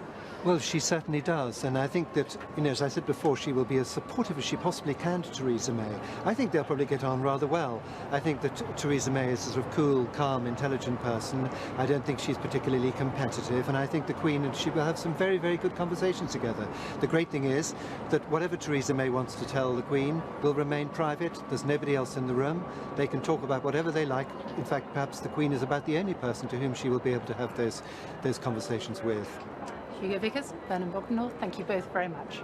Back to you, Hugh.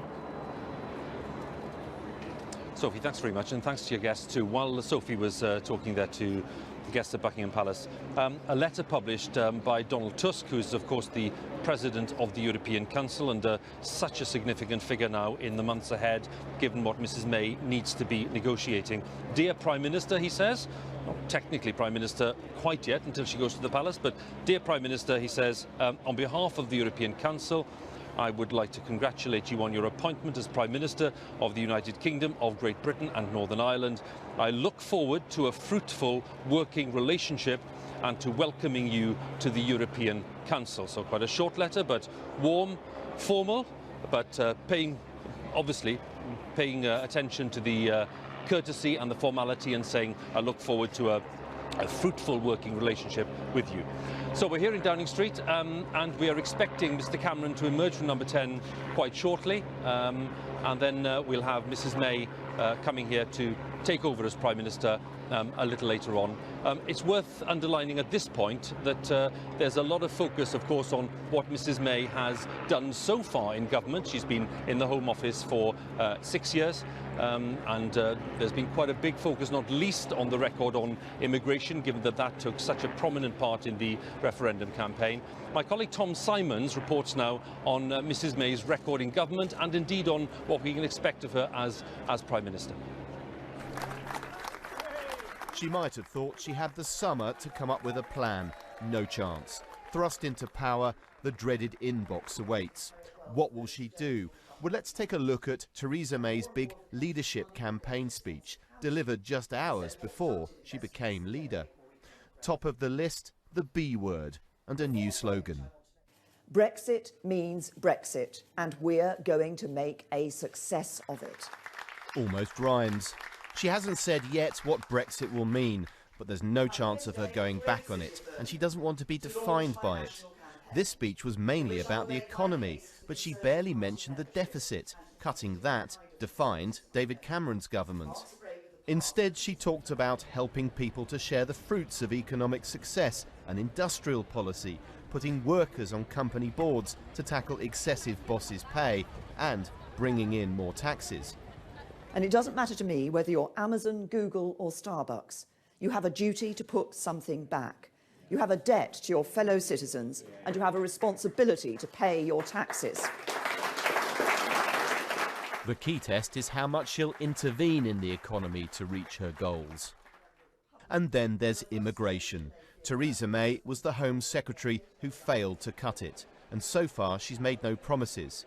Whether she can reduce it will now depend in part on, yes, you've guessed it, the Brexit negotiations. Another challenge. Her support in the party appears broad. Left and right, Leavers and Remainers, MPs from the length and breadth of Britain. The result showed that after the referendum, the Conservative Party can come together, and under my leadership it will. Leaving the EU will delight the party's Eurosceptics, but if we were to end up with Brexit light, that might change. And the need for unity goes much further. In her own words, this is her goal. It's why we will make Britain a country that works for everyone. She enters number 10 promising radical policies for working people, people who perhaps think politicians don't stick to their promises. Brexit will be hard, but the task of overcoming that cynicism is daunting. Tom Simons, BBC News. Tom Simons there with thoughts on what Mrs May can expect and indeed the kind of government that she might well lead. With me is one of the most prominent commentators at Westminster, Isabel Hardman, assistant editor at The Spectator. Thanks for joining us, Isabel. Let's talk about David Cameron first of all, and then we'll come on to Mrs May. When he makes the statement when he leaves Downing Street today, what will he want to be underlining at the end of his 6 years in office? Well, he'll want to set out what he sees his legacy as being. Obviously, everyone else sees it as being the Prime Minister who accidentally took Britain out of the European Union. But there are social reforms that he'll want to highlight, maybe on free schools, for instance. Gay marriage is another thing that he really personally perceived and is very proud of. So he'll want to craft a legacy for himself, because don't forget that he wanted his second term to be about his legacy, but he never had a chance to implement that. When we saw the scenes in the House today, there were jokes, there was standing ovation and all the rest of it, but underlining all of that was a sense of sadness and regret for Conservatives that this premiership has come to an end in this way. Absolutely. This wasn't how David Cameron had planned it, and you could see him being very moved by some of the speeches from his colleagues. Actually, Peter Lilly in particular, he looked quite surprised at the tribute he was given by his colleague there. These are the images earlier when Mr Cameron left Westminster. You know, you penny for his thoughts at this point, because he's leaving the House of Commons for the last time as Prime Minister after 6 years of appearing at that dispatch box. 5 years, of course, rather challenging times in the coalition government, which he and the Lib Dems made a success of. And just being re-elected, it's worth reminding viewers, it's just over a year ago. I know. He's the Prime Minister who, for the first time since 1992, delivers a Conservative majority. And, you know, here we are. He's basically, you know, forced out of office. And what an extraordinary game of snakes and ladders politics has been over the past year, that you can win a surprise majority and then be leaving Downing Street earlier even than you thought in the past few weeks. On Monday, he thought he'd be leaving at the end of the summer, but actually he's had to pack his bags very quickly. So there he is at the dispatch box, and you know, giving one of those polished performances that we're used to. And there's the departure again from a different shot there, just entering the car. And there's Samantha with him, and of course the children were there too, which was a nice sight. They were up in the public gallery. One of the daughters apparently cheering wildly when the Conservatives were clapping as well. So those are the scenes earlier. A thought now for the incomer. A thought for Mrs May, who spent 6 very challenging years at the Home Office. There are certainly people who have criticised the record there, although most people seem agreed that, you know, she's very meticulous, she's very hard-working, she's not one of these people who plays political games in the way that others do. Yep. What for you are the qualities that you will bring here which will possibly lead to her getting on top of things? Well, the funny thing about this leadership contest moving so quickly is we haven't really had a chance to scrutinise Theresa May's real record at the Home Office. And we don't really know what she thinks on an awful lot of things. She's more of a sketch than a picture at the moment, and we're going to have to get to know her as Prime Minister rather than during a leadership contest. She is very no-nonsense, she's very hard-working. She doesn't have a set like Cameron, so she won't be just appointing her friends to top jobs. She's someone who appoints people who she really respects. Quite tough people she has around her as well. Well, this was the group the other day when, of course, she acknowledged the election as leader of the Conservative Party, and of course there are quite a few familiar faces there who may well feature prominently in the government. I'm going to put you on the spot, Isabel, and say, who do you think are on the shortlist? Let's just talk about shortlists for those top 3 jobs of Home and Foreign Office and Chancellor, given that we're standing here near number 11. Who do you think is on that shortlist? Well, I loved how keen all the MPs around Theresa May looked in that photo opportunity. It was a sort of job centre plus for Parliament, basically, wasn't it? But I think Chris Grayling, who is her campaign manager, will do very well out of having run her campaign. I think Philip Hammond is being touted for Chancellor. For instance, Justine Greening potentially for Foreign Secretary, given she was international development beforehand. Not a job she was particularly enthusiastic about, but she's worked very hard in Cabinet over the past few years, doing something that she didn't necessarily want and maybe deserves a promotion. And do you think it'll look very different in terms of the gender balance? Well, it's been briefed that she's very keen to improve the gender balance of her cabinet. She's always been a politician who encourages women in whatever stage of politics they're at. But I think she has to worry also about the Brexit balance of her cabinet. She can't have a cabinet that has Remainers in the top jobs, so she needs to be very careful about those officers of state to make sure that there were people who campaign for Leave as well as those who campaign for Remain. Isabel, we'll look forward to seeing what they have to say a little later, but thanks for joining us. Thank you very much. Isabel Hardman there for us of The Spectator. Here we are, and there's the bird's eye view of Downing Street for you at 4:30 in the afternoon if you're watching on BBC One, BBC News Channel or BBC World. We're covering these events this afternoon. The transfer of power between one Prime Minister and another, David Cameron shortly, very shortly we think, to leave Downing Street, to head for Buckingham Palace, past the vast expanse there of Horse Guards Parade and up to Buckingham Palace to tender his resignation to the Queen. And then we expect to see Mrs May, the Home Secretary, arriving in Downing Street soon after that to take up her position as First Lord of the Treasury and Prime Minister. All of that to come, and not long to wait, I have to say. We're expecting some movement here within the next few minutes. We mentioned Prime Minister's questions earlier, which set the tone for the day in many ways. One of those polished performances from Mr Cameron, delighting lots of the people on the backbenches behind him, many of whom paid tribute to his leadership of the last 6 years, despite the circumstances of his departure. Let's not forget those circumstances. Eleanor Garnier reports for us now. The youngest Prime Minister to leave office for more than 100 years.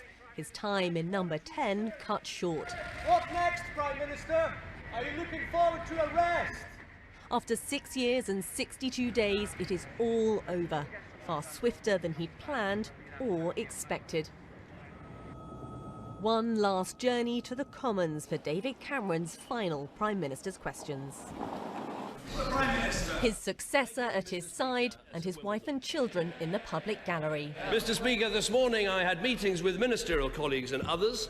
Other than one meeting this afternoon with Her Majesty the Queen, the diary for the rest of my day is remarkably light. And if he's looking to fill it, there were suggestions aplenty. I'm told that there are lots of leadership roles out there at the moment. There's the England football team. There's Top Gear. There's even across the big pond a role that needs filling. Jeremy Corbyn. And rather than clashing with the Prime Minister, the Labour leader paid his compliments. Mr. Speaker, it's only right that after 6 years as Prime Minister, we thank the Right Honourable Member for Witney for his service. I've often disagreed with him, but there are some of his achievements I really want to welcome and pay recognition to today. One is helping to secure the release of Shakar Amir from Guantanamo Bay and legislating to achieve equal marriage within our society. A moment, too, for Mr Cameron to attempt to shape his own legacy. We've cut the deficit by 2/3. There are 2.5 million more people in work in our country. There's almost 1 million more businesses. 2.9 million apprenticeships have been trained under this government. And he couldn't resist a last dig at the Labour leader. I have to say I'm beginning to admire his tenacity. He is reminding me of the Black Knight in Monty Python's Holy Grail. He's been kicked so many times, but he says, keep going, it's only a flesh wound. I admire that.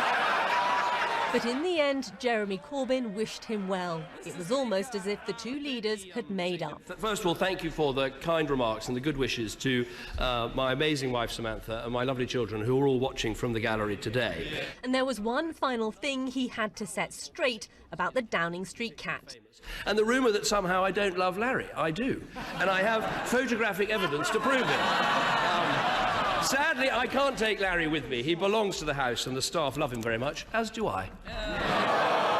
And from his backbenchers, there was admiration. Can I first of all join all those in thanking the Prime Minister for the statesmanlike leadership that he's given to our party and to the country for the last 6 years, and to thank him particularly on this occasion for the debating eloquence, but also the wit and the humour that he's always brought to Prime Minister's questions on Wednesday. Angus Robertson! But it wasn't all warm words for Mr Cameron. The Prime Minister's legacy will undoubtedly be that he has taken us to the brink of being taken out of the European Union, so we will not be applauding his premiership on these benches. And so it was, onto his feet for a final time as Prime Minister. The last thing I'd say is that you can achieve a lot of things in politics. You can get a lot of things done. And that, in the end, the public service, the national interest, that is what it's all about. Nothing is really impossible if you put your mind to it. After all, as I once said, I was the future once. For now, though, fond farewells. One last wave, a final goodbye, as power passes from one Prime Minister to the next. Ellen Agagna, BBC News, Westminster. Yes, he was the future once. David Cameron prepares now to leave Downing Street for the last time. And this is the scene for you.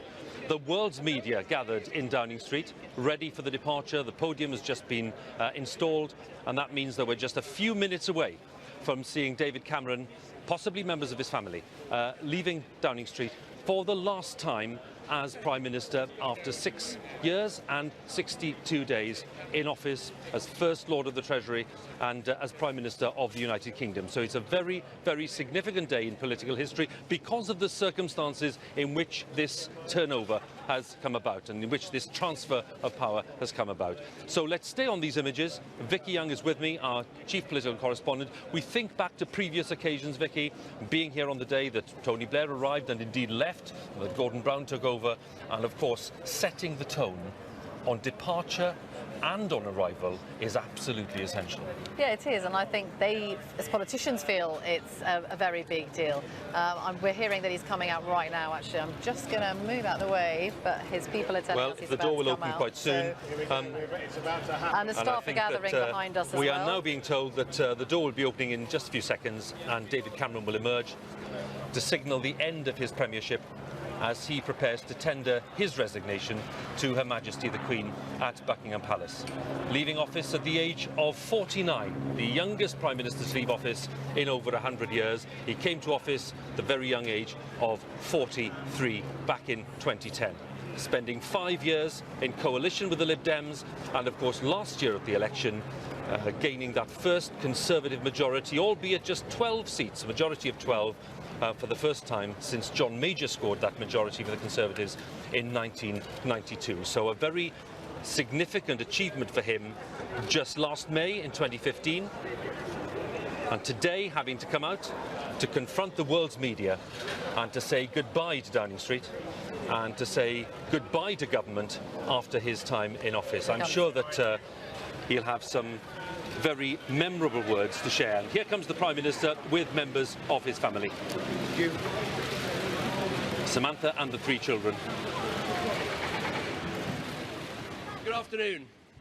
When I first stood here in Downing Street on that evening in May 2010, I said we would confront our problems as a country and lead people through difficult decisions so that together we could reach better times. It's not been an easy journey, and of course we've not got every decision right.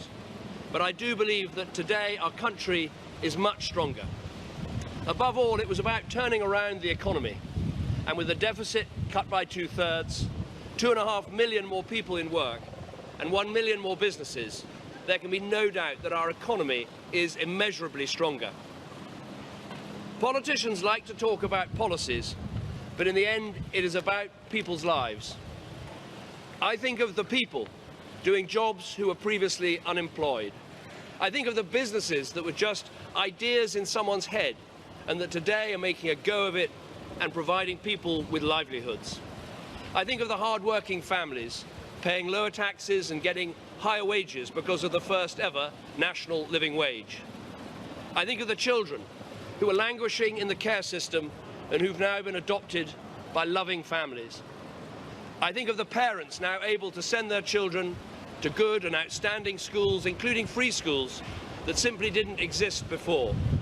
I think of over 200,000 young people who've taken part in National Citizen Service, the fastest growing youth programme of its kind in the world, something that again wasn't there 6 years ago. I think of the couples who've been able to get married who weren't allowed to in the past. And I think of the people on the other side of the world who wouldn't have had clean drinking water, the chance to go to school, or even be alive, were it not for our decision to keep our aid promises to the poorest people and the poorest countries in our world.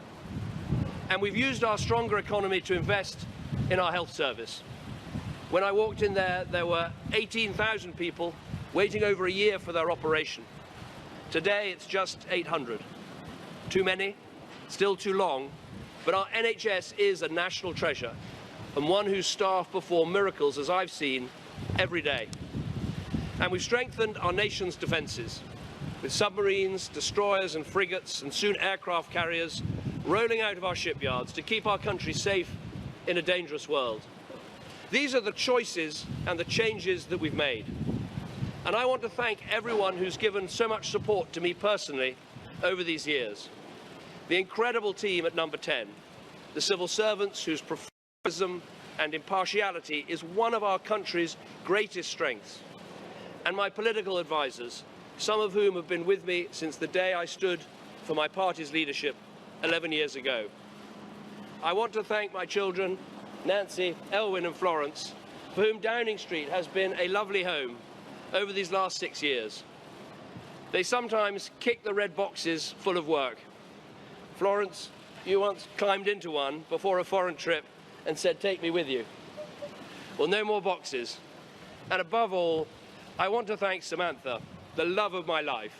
You have kept me vaguely sane, and as well as being an amazing wife, mother and businesswoman, you have done something every week in that building behind me to celebrate the best of voluntary service in our country.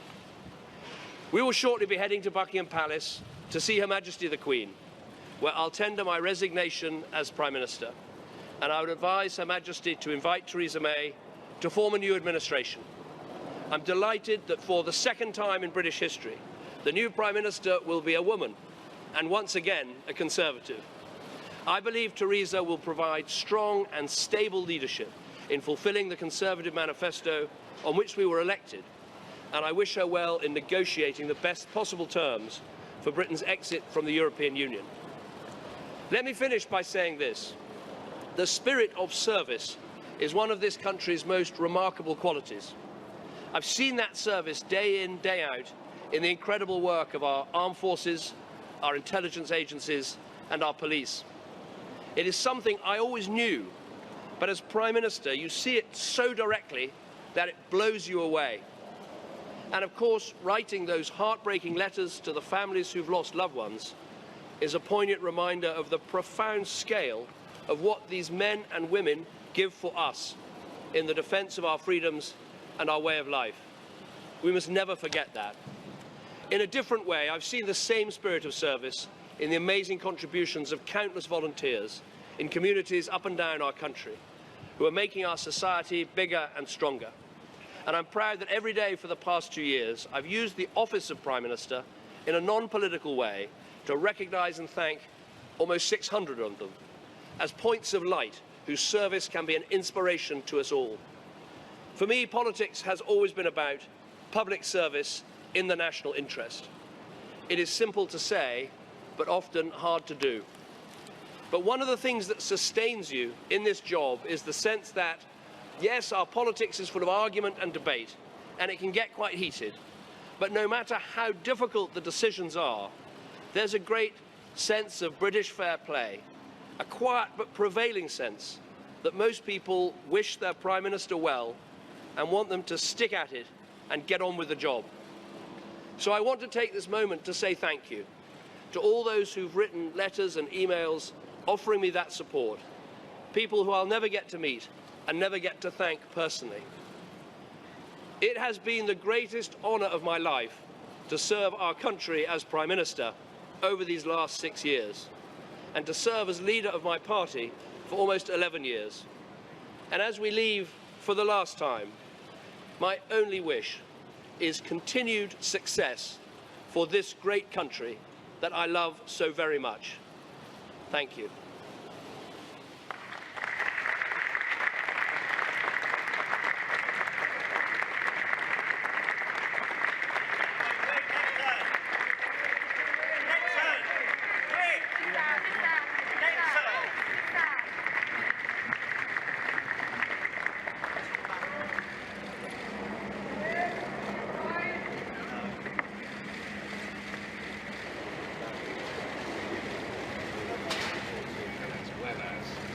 David Cameron embraces Samantha and the 3 children on the threshold of 10 Downing Street. Applause from the staff and the colleagues who have been with him for the last 6 years.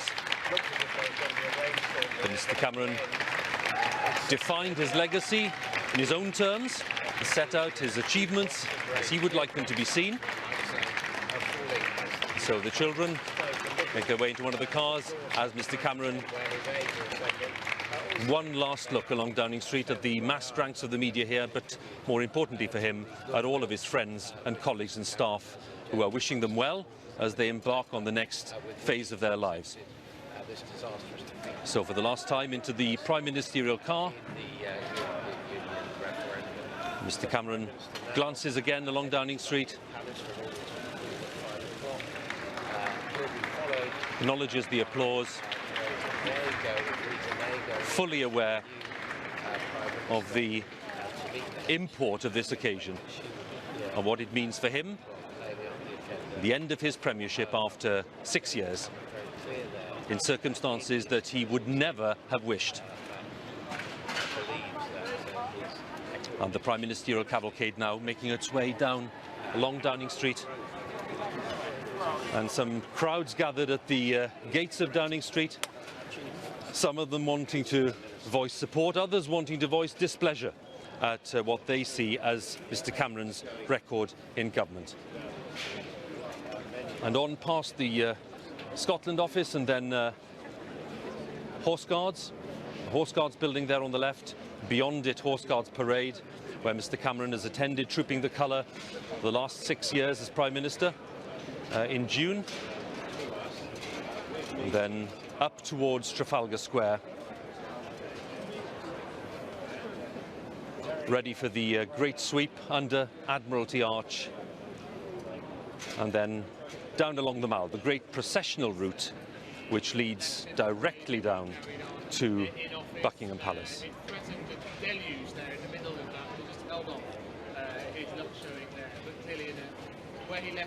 Lord Nelson surveying the scene in Trafalgar Square, and then a left turn under Admiralty Arch, which these days is privately owned, but was of course from 1912, a very grand part of the government property portfolio in central London. Making their way now slowly down the Mall,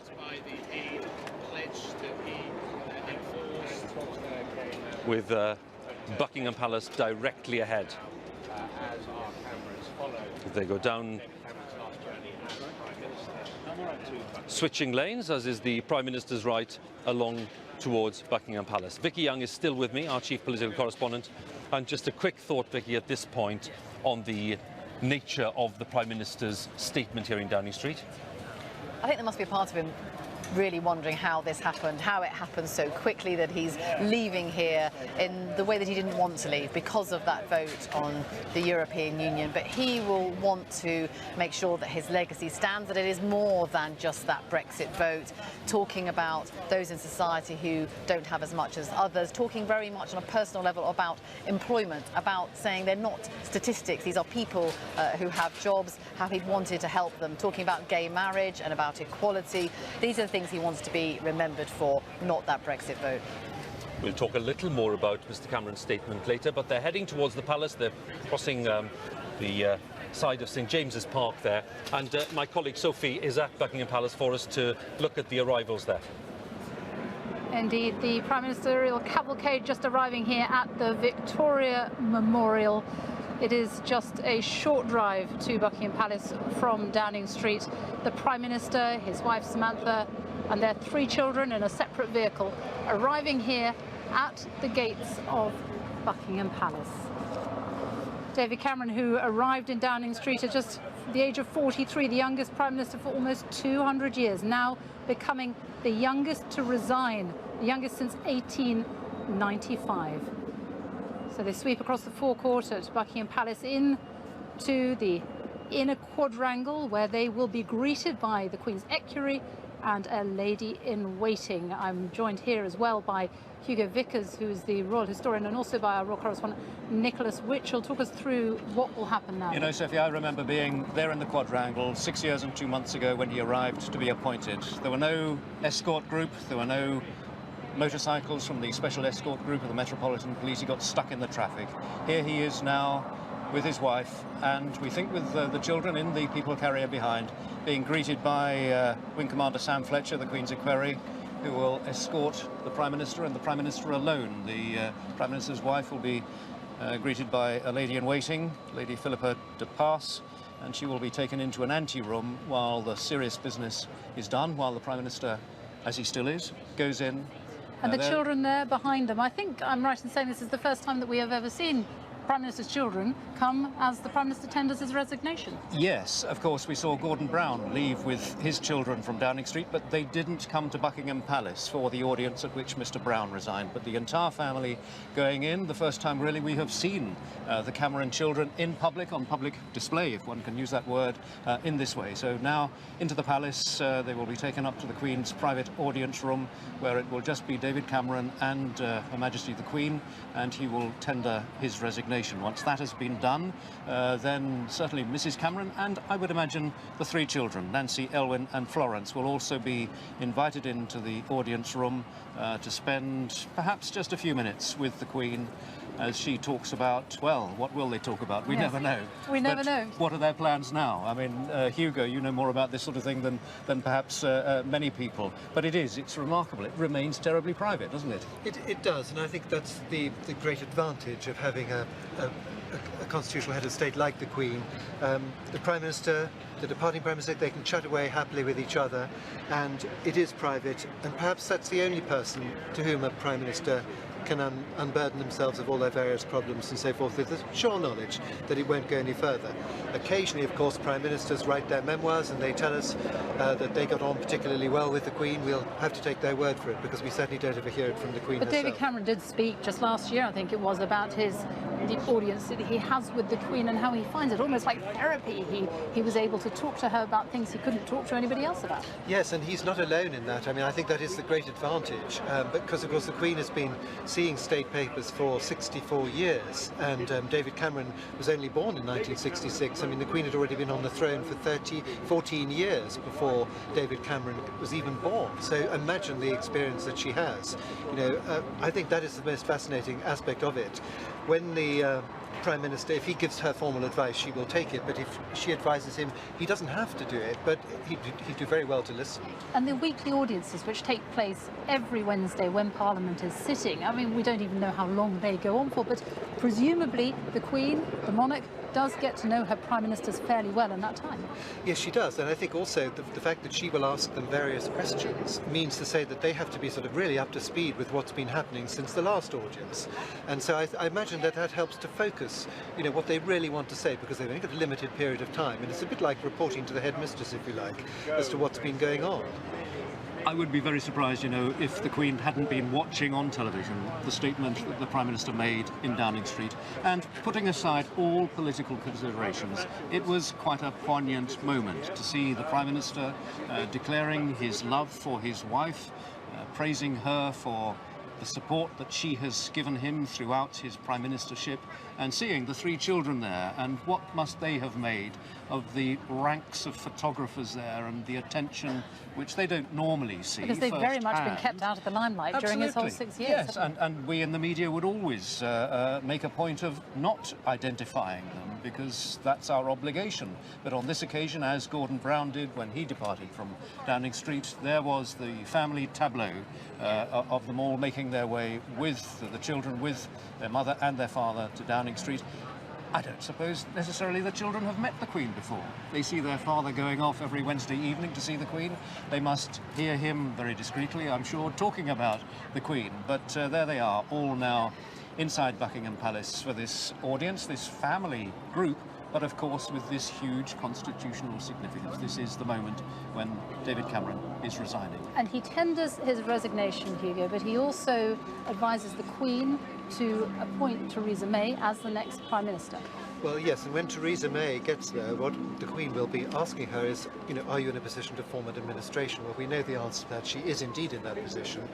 Interestingly, many, many years ago, when Harold Macmillan took over after the Suez Crisis, he told the Queen, I might only last 6 weeks. And he revealed later that 6 years later, she reminded him of that remark that he'd made all those years ago. But this is a very big constitutional moment, clearly. Oh, it is, but yes. the Queen's role in this, I mean, she's very much, she has no role in who will be the next Prime Minister, but that wasn't always the case. No, in the early days, part of the reign, the royal prerogative was such that if there was any doubt about a Prime Minister, she would take soundings from various sort of grandees of the party, people like Marquess of Salisbury and so forth, and take advice as to who she should call. Now, of course, they've changed all that, and it's all absolutely arranged by the party, and indeed by the, you know, by the members of Parliament, and also sometimes, if Theresa May had this election, you know, it would have been the members of the Conservative Party out in the country who would have decided who the next leader was, and so forth. So the Queen is a very important part of the Constitution. There are three elements. There's the elected House of Commons, there's the House of Lords, which is in a way the chamber which tidies up the legislation, and they are not elected, and then there's the Queen, who is there by hereditary right, but no bill becomes an act of Parliament until she finally signs it. So in other words, nothing can actually happen till it reaches her, which means a lot of people see it along the way. The palace realised that the monarchy was in danger of damaging itself in both 1957 and 1963, when the monarch, the Queen, was to some extent involved in choosing who the next Prime Minister was going to be. Now, I thought it was interesting that David Cameron said that he would resign and then he would tender his advice to the Queen that she call upon Theresa May. I mean, strictly speaking, once he has resigned as Prime Minister, his advice counts for nothing, because it's not advice with a capital A which the monarch must follow, and it is one of the areas on which the Prime Minister is disallowed really to offer advice, because it is one of those very few circumstances in which an outgoing Prime Minister may have a motive in offering advice which may not necessarily be in the best interests of the country. It is perfectly clear on this occasion who the Queen will send for. In fact, that person has already been sent for. Theresa May, even now, will be waiting, you know, with the engines her chauffeur. will be idling. Yes, the Absolutely. chauffeur with the engines prepared to scoot up here with her husband as soon as, or almost as soon as David Cameron has left. But yes, it is very clear on this occasion who is to take over, and very shortly, because I noticed that the Camerons arrived at Buckingham Palace at 9 minutes to 5, so we're about 8 minutes into their attendance at Buckingham Palace. Very shortly they will be leaving. I don't think we're going to see the changeover of cars, you know, which on some occasions in the past there was, that the outgoing for example, Prime Minister leaves behind his prime ministerial limousine. I would imagine that he will leave in the same vehicle. I don't know, we'll have to see, because clearly in these times outgoing Prime Ministers continue to have considerable security, just as an incoming Home Secretary will have had the security apparatus around her, and most particularly in these recent days when it was clear that she was about to become Prime Minister. So, but in terms of what we're going to see in the next few minutes, very little. Clearly, there are no cameras inside that palace. But when David Cameron became Prime Minister, for the first time there was a photograph issued, wasn't there, shortly after, just within 10 minutes, of the Queen and David Cameron, and that was the first time they'd done that. There is a photographer, a Press Association photographer, I think, in the audience room who will be there for the first few minutes, both, I believe, of David Cameron's leave-taking and of Theresa May's audience, at which she will be asked, as Hugo has been explaining, are you in a position to form a government? Yes. Would you therefore please form a government? And then there is the shaking of the hands, and that's it. And then that would be the point during Theresa May's audience, when one would imagine that her husband will be invited in. So it'll be interesting to see just how long the audience with the Camerons takes. I don't suppose it will be terribly long, because David Cameron, of all people, will be aware of the need to have a new Prime Minister in place, that she will be anxious to get back to Downing Street to make the statement outside Downing Street in exactly the same position as Mr. Cameron was making his leave-taking statement. And, you know, I was struck, I must say. It was quite personal, a bit political at times, looking back on his administration, but saying no more red boxes. And one sensed an area of relief in his voice. And the children kicking the red boxes, yeah, as he said. Yes, the youngest one even wanting to get into one of them, go abroad with him. Humorous to the last, and it was a very human family gathering there, wasn't it? With Florence, I think, the eldest, Nancy, the eldest daughter, just sort of looking and gazing and taking in all that was happening around her father, the Prime Minister. Gosh, what memories for those children. And it is all over so quickly. This audience, we expect, will not last terribly long. We're expecting Theresa May within, I don't know, the next half hour, certainly. And then for David Cameron, it's done. Well, it's an extraordinary process. I mean, you know, as Nick was saying, I mean, it all happens incredibly quickly. I mean, think about those children. You know, until a couple of days ago, they were, you know, that was their home, and they were likely to stay there for some time. And David Cameron himself, of course, was very much, I think, looking forward to a sort of tour around Europe, to going to different places and saying goodbye, and all that's been denied him by the sudden decision that Theresa May will be the Prime Minister. We should just point out, lest people get slightly confused, there is a meeting of the Privy Council taking place at Buckingham Palace tonight, and there are a lot of police motorcyclists whizzing around whistling their whistles to stop the traffic. But there is a meeting of the Privy Council taking place, so we don't believe that any of these vehicles that you may be catching sight of contain Theresa May. It would not be the done thing for her to arrive before David Cameron has left. No, but, it is all very much orchestrated, isn't it? In that she will not leave the Cabinet Office until David Cameron has left until whether it's that somebody from Buckingham Palace phones up to say Mr. Cameron, not the Prime Minister, has now left, so give it a few minutes and then you can come on up. But yes, the choreography of this is something the Palace doesn't do it very often, but this is what officials, that's what, you know, they do. They're in touch to make sure that this choreography goes as smoothly as possible. But amongst the Privy Councils who are going to Buckingham Palace, and it's a reminder that the normal business of government continues, despite the fact that we are changing Prime Minister. There is a routine meeting of the Privy Council taking place at the Palace tonight that the Queen will be attending after she has appointed her new Prime Minister. So that is taking place at the moment. And amongst the Privy Councillors, I think, attending the Council tonight is Chris Grayling. Well, now, he might well be wanting to rather stand by his phone to see what messages might come through, but actually he's got to attend a meeting of the Privy Council. So the inner quadrangle of Buckingham Palace, and no sign of anybody coming out of that portico to the right of the picture there. So shortly, one chapter comes to a close, a new chapter begins. Theresa May, who will come here very soon, will be the Queen's 13th Prime Minister. Yes. The UK's second female Prime Minister, and that is going to be an entirely new relationship because, as we understand it, Theresa May does not know the Queen that well. She must have met her on a number of occasions, but a whole new relationship. How much do we actually know about how the Queen has got on with her Prime Minister's past? Well, as I say, the only way we know it is what the Prime Ministers themselves have told us. Harold Wilson, for example, told us that he got on terribly well with the Queen. Sometimes, of course, a certain amount of information comes out through letters that are published, because certainly when Winston Churchill and indeed when Harold Macmillan stepped down, the Queen wrote very, very nice letters to them, thanking them for helping her. In those days, of course, she was a very young Queen, guiding them. In the case of Macmillan, she made a very big point of saying, you have had to help me through a lot of family problems. There were a lot of family issues which came up during the time that he was Prime Minister. Actually, going back to what Nick was saying, talking about the advice that was given, Harold Macmillan actually summoned the Queen to the Edward VII Hospital while he was still Prime Minister to clinch that Alec Douglas-Home should take over instead of Rab Butler. The interesting thing then was, which shows the way these things happen, that he was quite ill at the time, and after this rather tiring audience, he then went out snooze. The next thing he knew was a man from the GPO coming around trying to take away his scrambler telephone, and when he said, couldn't this wait, they said, no, that's the rules. So his scrambler telephone was disconnected. The symbols of power and all those things disappear very, very fast. It has been an incredibly turbulent time in British politics, most turbulent in living memory.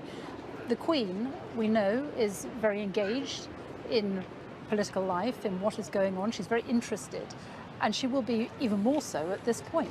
Well, absolutely, and I think one of the great things about the Queen is I always think she should be called Elizabeth the Steadfast, because all through her reign she's had such a clear vision of what it is to be our Queen.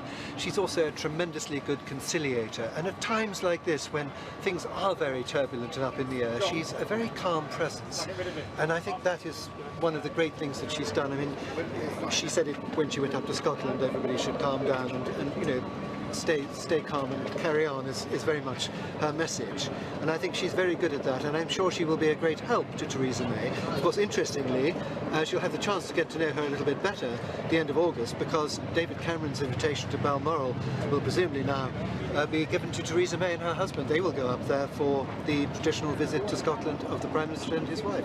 That was a deeply, deeply coded message that the Queen uttered at the opening of the Scottish Parliament. No reference actually to the referendum or to the explicitly to the fact that we are going through an uncertain time, just this message encouraging politicians to take time and be calm. And there are those, and let's be frank about this, who have said that at this time of great uncertainty the head of state might perhaps have said something rather more explicit to calm nerves. That's not the Queen's style, and her great success rests so very much on the fact that she does step back completely, and even at a time of such uncertainty, unprecedented in our recent memory, she chose not to say anything that was clearly clearly and explicitly a reference to the referendum and the aftermath. In contrast, of course, to the aftermath of the Scottish referendum, when she did issue a statement urging the country and the different sides to come together. This was, I think, too difficult, too sensitive, still too political for her advisers and her to feel that there was anything appropriate that she could say. Conciliating as well, isn't it? Though that's what she was doing, is conciliating. And of course, actually, on a slightly different issue, if you remember the time when the Princess of Wales was killed, when she made that very good speech from the Chinese dining room, which we can see in front of us.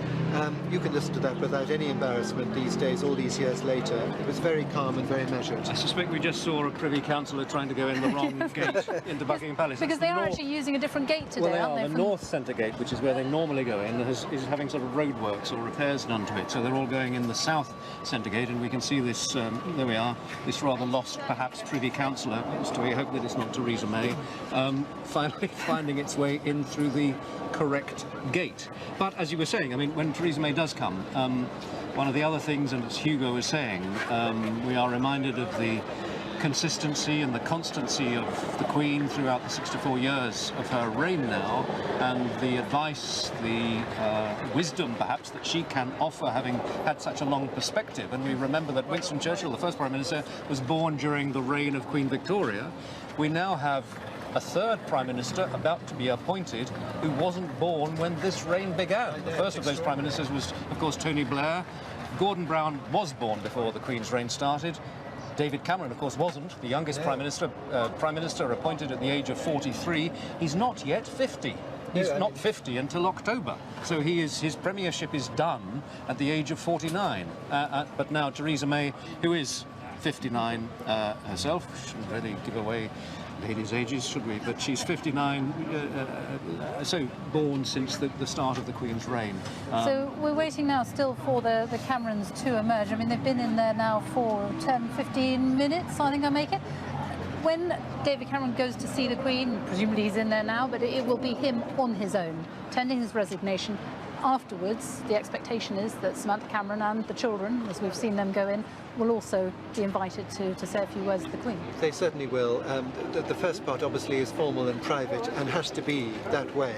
But afterwards, I suspect that the Queen will have a certain amount of sympathy for the young children and their mother, and will probably send them away from the palace all feeling a little bit better, because after all, they've lost their home, they're going to go into a different place. It's going to be very confusing, and this in a way is a sort of rite of passage. It's the sort of thing that the Queen does very well.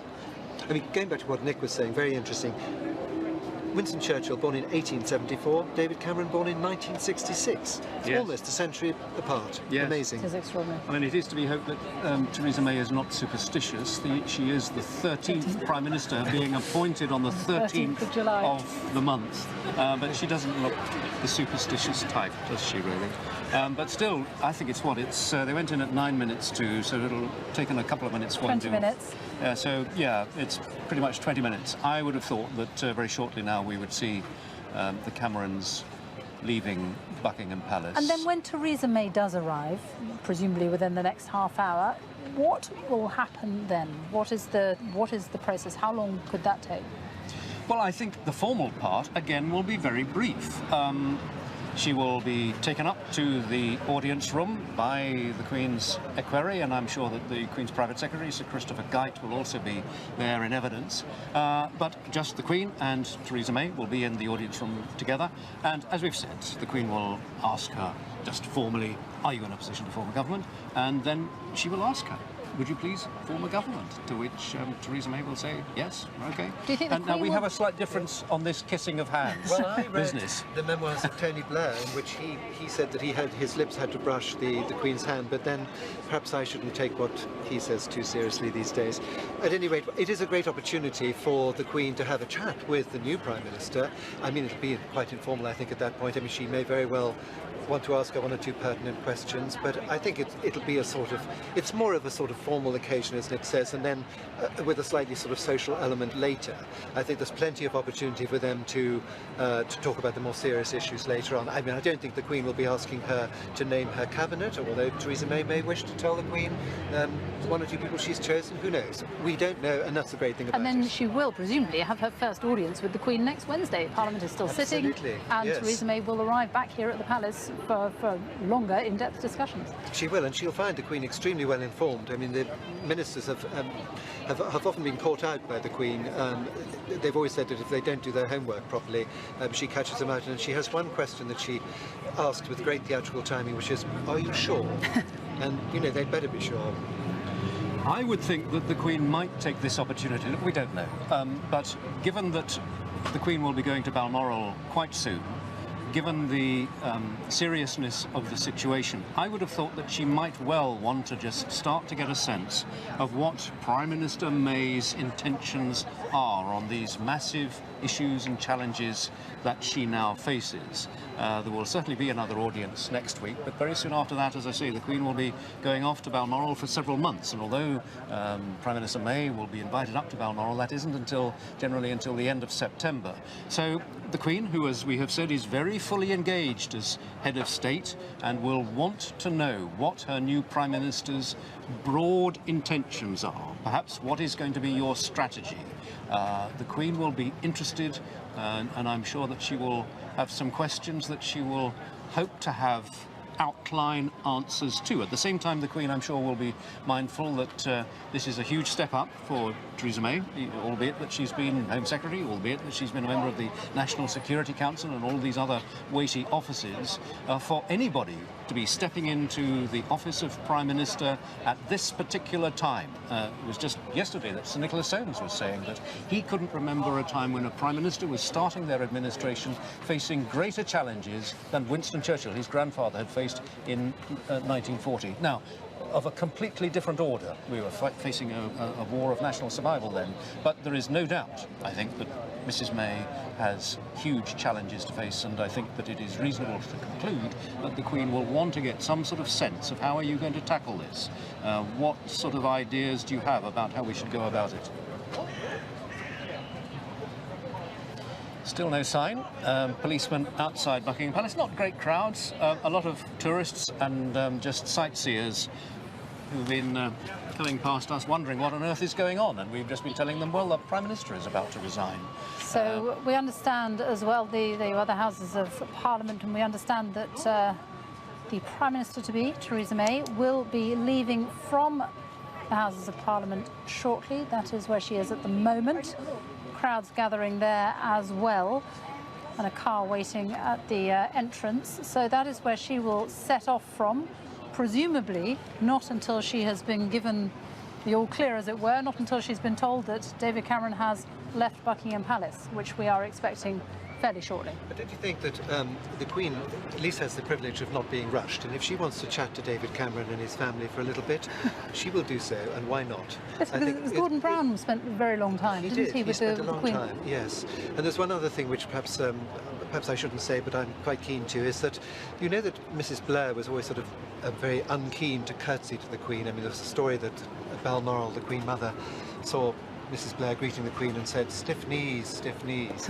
But when somebody told me that when Mrs Blair left, when the Blairs were leaving, she came downstairs saying, "And I curtsied to her." So I think in a way, funny enough, the Queen always wins in the end. Well, I'm not going to get into that debate at all. But, I mean, curtsying, it's interesting, isn't it? Because, of course, Margaret Thatcher was always deemed to be the deepest curtsier of any person who met the Queen. And she did it with considerable panache. But that is an interesting relationship, isn't it? It is. The relationship between our only previous female head of state, female head of government, and there are different views on that, and I'm not sure that anybody really, apart from the Queen obviously, knows the truth don't think we will ever know, of the nature of that relationship. But I think it is fair, is it not, to conclude that there were ups and downs and there were difficult periods, not least because of the Queen's commitment to the Commonwealth and all of the difficult moments that there were as a result of that in South Africa. I quite like the story that Mrs Thatcher was worried that she and the Queen had turned up in the same outfit, same colour outfit, and sent a message saying, would it be possible perhaps to have some advance notice as what the Queen was going to wear? And the message came back, the Queen never notices what other women wear. She wasn't going to have that. But what I would say to you is that there is evidence that the Queen was supportive, because as soon as Mrs Thatcher left, she gave her the Order of Merit, which is in her personal gift and is an extremely serious and very, very important decoration. Later on, she made her a Lady of the Garter, and of course she was appointed to the House of Lords. So she really had all the possible honours that she could possibly need. So just to say that we are now waiting for David Cameron and his family to emerge from Buckingham Palace. David Cameron having, we think, already tendered his resignation shortly afterwards, and it all does seem to be choreographed very tightly. Shortly afterwards, we expect that Theresa May will leave the Houses of Parliament and climb into the vehicle there waiting outside, which will bring her and presumably her husband, Philip May, to the palace, where she will then be asked by the Queen to become the new Prime Minister. You do get the impression that that driver, that car, is just waiting for the word to set off. But this audience is certainly taking, I mean, it's best part now of half an hour since the Camerons arrived at Buckingham Palace, and no sign that we can determine that they are about to leave, but I can't think that it would be very much longer. But by all accounts, from what David Cameron has said about his relationship with the Queen, it has been a very mostly warm relationship. No doubt he will want to, she will want to spend some time with him, with his wife, with the children, who, as we say, are I think the first children to be there as a Prime Minister offers their resignation. Yes, I think the Queen, as I say, I think she can take as long as she likes to chatting to them. I mean, and will perhaps want to ask him all sorts of questions as well. I mean, it's a good opportunity for a debrief. She's probably not going to have such an opportunity again for a while. She can, of course, call upon him at any time in the future because he's a Privy Councillor. But there's not much evidence that, in fact, she does that sort of thing these days. I think it would be hard to imagine that the Queen and Mr Cameron haven't got on. I mean, he is, again, leaving aside whatever you think of his politics, he is a very personable, quite humorous, an easy character, it might be said, to warm to, which hasn't been possible to say that about every person who's occupied the office of Prime Minister during her reign. And I think that there have been some individuals in that office with whom she has found it very difficult to strike up a rapport. There have been some who've been very friendly, very gregarious, with whom one imagines the Queen has enjoyed those weekly audiences. Others who've been rather harder work. Well, I can't imagine that it's been very hard work with Mr Cameron. There was one terrible faux pas, as we know, after the Scottish referendum, when he disclosed something of the nature of the conversation that he'd had with the Queen to the, what was it, the Mayor of New York.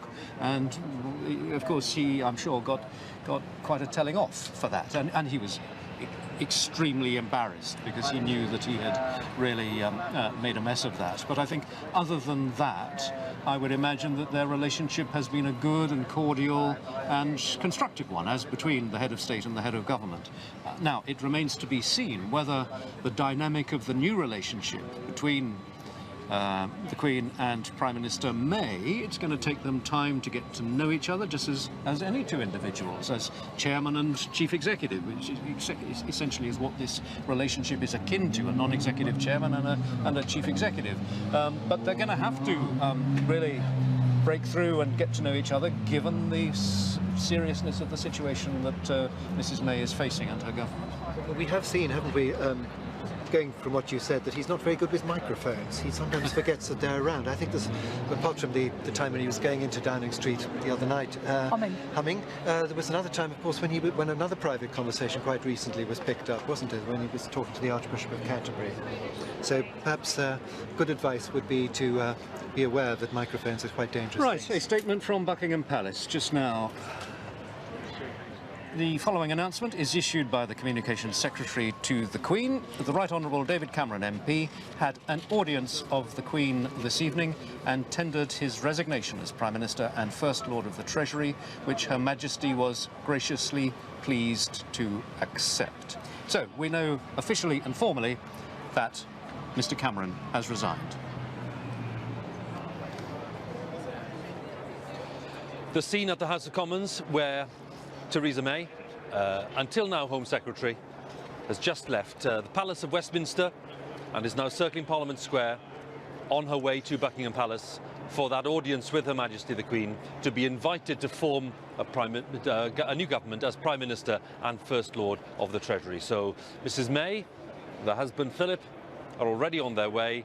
They were waiting there in the Palace of Westminster for the signal from Buckingham Palace that the audience with the Camerons had ended, and ended with that statement that Nicholas Witchell has just relayed to us, which is that Mr Cameron has formally resigned as Prime Minister. That resignation has been accepted by Her Majesty the Queen, and the call has gone out from the Palace to invite Mrs May to come along and to attend an audience with Her Majesty, where she will be invited to form a new government. So a different route to the Camerons. They're going down Birdcage Walk on the other side of St James's Park. They'll be passing Wellington Barracks on the left, and then they'll be at Buckingham Palace in just a few seconds' time. St James's Park, a magnificent sight at this time of year, all the trees.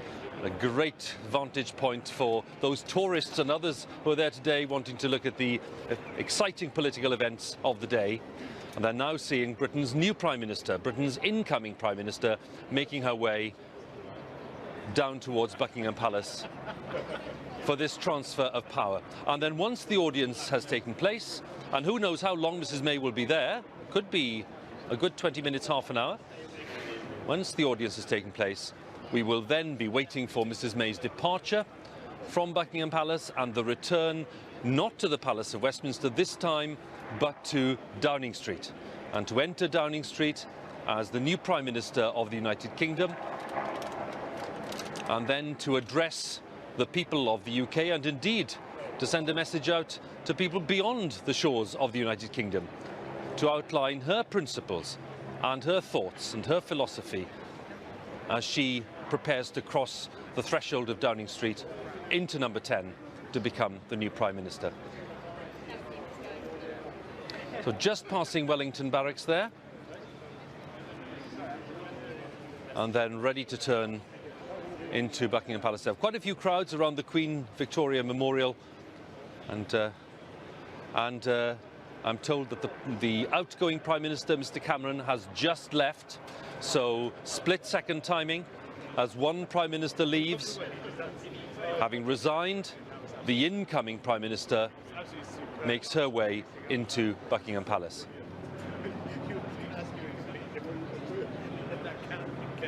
So some crowds around the gates there and the entrance to the palace. They'll cross through under the archway into that forecourt, ready to be greeted by the Queen's private secretary and other palace officials, who will have everything ready for this first audience for Mrs May as the incoming Prime Minister. The first of many, no doubt, because she'll be here on a weekly basis to have that audience with the Queen. That one-to-one, where we've been told so many times in the past by Tony Blair and John Major and many others, that it's a conversation where the Prime Minister feels that he or she can open up and have a very uninhibited conversation with Her Majesty about the pressures and challenges of leading a government, especially in such turbulent times. Theresa May is greeted at Buckingham Palace. Philip May, her husband, accompanying her. And after a brief greeting, they're being shown in to meet Her Majesty for that audience. And there's the scene for you today in central London. Buckingham Palace, Green Park there to the right, and St James's Park to the left. And this is the route, I'm no doubt, that Mrs May will be then following a little later along the Mall and back to Downing Street itself, ready for that first prime ministerial statement by Theresa May here in Downing Street. Vicky Young, our chief political correspondent, is with me here in Downing Street. Let's stay on these images because it just gives us a sense of the geography, of course, for those who need it, which is that Buckingham Palace, they're just a mile away or so from Downing Street, just a few minutes drive in the car. So she may be in there for 20 minutes, half an hour, Vicky, because, you know, this is the first audience as the incoming Prime Minister, so I'm sure there'll be quite a bit to discuss at this point. Yeah, and this is the part that we never get to know about, you know, politicians don't really talk about the Queen very much, apart from when they sometimes accidentally do. I can't imagine Theresa May coming out and telling them what they were discussing. I mean, she's probably met the Queen before, but this is obviously a huge, momentous moment for Theresa May, taking over as Prime Minister far more rapidly than she would have thought. It's happened, you know, within 2 days, going from thinking she had a long leadership contest, which she may or may not win, to suddenly being told there are no other contenders, you will be the next Prime Minister. And here she is, and this evening she'll take over, walking into number 10 Downing Street as Prime Minister for the first time. So there's an awful lot for her to talk about. I'm sure, of course, the issue of the EU referendum will be uppermost in her mind. And she takes over at a time when many people are discussing the idea that it's a divided nation, not just because of the Brexit vote. 48% who wanted to remain, 52% who wanted to leave. Also talking about what happens with Scotland, with Nicola Sturgeon, who you were talking to earlier, suggesting that it might be the time for another referendum. Could the United Kingdom break up? And then the divide amongst people when it comes to the economy. And it's something David Cameron has talked about. It's something I'm sure Theresa May will talk about, trying to do more to make sure that the economy works for everybody. She's very keen to talk about this one nation conservative agenda. She wants to help those at the bottom. She wants to talk about social justice. She wants to talk about life chances. The idea that from whatever background you come, that you can reach the top. And she will, I'm sure, be putting a big emphasis on that when we expect her to come back here and make a short speech here in Downing Street a little later this evening. Let's stay on these images because for those of you joining us on the BBC News Channel and on BBC One and on BBC World, Theresa May has now arrived at Buckingham Palace for the audience with Her Majesty the Queen, where she will be invited to form a new government as Prime Minister. Mrs May entered just a few minutes ago. Let's stay on the images of the palace because we don't want to miss anything there. And I'm going to bring in the Conservative MP Michael Ellis, who's been Mrs May's Parliamentary Private Secretary. He's in Westminster for us. Michael, thank you so much for joining us. We're staying on the images of Buckingham Palace. You know Mrs May, you worked with her very closely. Tell us a little bit about how you see today's events. Well, Hugh, it's a historic moment. We have now the 13th Prime Minister that Her Majesty the Queen will have had serving under her. And I frankly think that it is a deeply historic moment in many different ways. You know, Theresa May is the first Home Secretary to go straight to being Prime Minister since Palmerston in 1855. She broke records in her tenure in the Home Office. She served for over 6 years, one of the longest periods for 100 years. And I think she's going to be a Prime Minister who continues to break records because she's clearly someone who is deeply committed to public service. She's deeply committed to duty. She is the daughter of a vicar. I think she almost certainly learned a lot of that public service and social responsibility from her late father. And I think we've got a lot to look forward to in challenging times, Hugh, because clearly we have circumstances that are quite turbulent at the moment in politics. That would be a polite way of putting the last 3 weeks. But she's more than capable, in fact extremely capable, of dealing with anything that the political situation throws up in this country, and I think we'll see a very effective Prime Minister in Theresa May. You choose the words, Michael, challenging, and you look, indeed, you say turbulent. I'm just wondering, from your experience of working closely with her, tell us a little more about the qualities that you think will lend themselves well to the very challenging role that she's now taking on. Well, Hugh, she's unflappable. She's completely professional and businesslike in all of her dealings. Don't forget, she's been in charge of MI5, the British Security Service. She's been in charge of a Home Office with 40,000 employees. And we know, don't we, those of us who follow Westminster affairs, that the Home Office is sometimes considered something of a poison chalice. It's a very challenging department of government. But she has dealt with those issues extremely competently. She's very highly regarded in the Home Office, including by the civil service. She's deeply respected across the Conservative Party, which is why I think she's able to follow this unifying agenda, because she also is respected on the benches opposite. So we see someone who can deal with crises very well. She's unflappable. She is deeply experienced. and someone who can deal with any of these issues that may come up in the months and years ahead. Can I ask you, Michael, to share maybe a bit of the behind-the-scenes knowledge of the last couple of days, because since the leadership race ended so abruptly earlier this week, so what has Mrs May been doing now for the last couple of days? How much of that has been to do with trying to get a plan into place so that when she steps into Downing Street today, it's all happening straight away? Well, I can tell you one little anecdote, Hugh, of the last couple of hours, which is that I went past the Prime Minister David Cameron's office just a couple of hours ago, and if I tell you the House of Commons staff had already taken down the signs saying David Cameron Prime Minister from outside his office, inside the House of Commons, that's actually one clear indication of how sudden it's all over for the outgoing Prime Minister David Cameron. But in terms of Theresa May's conduct over the last couple of days, it is, as it always is with her, entirely professional and businesslike. I saw her behind her desk at the Home Office yesterday, working on urgent Home Office papers, and I know she was doing the same thing this morning and having meetings of one sort or another.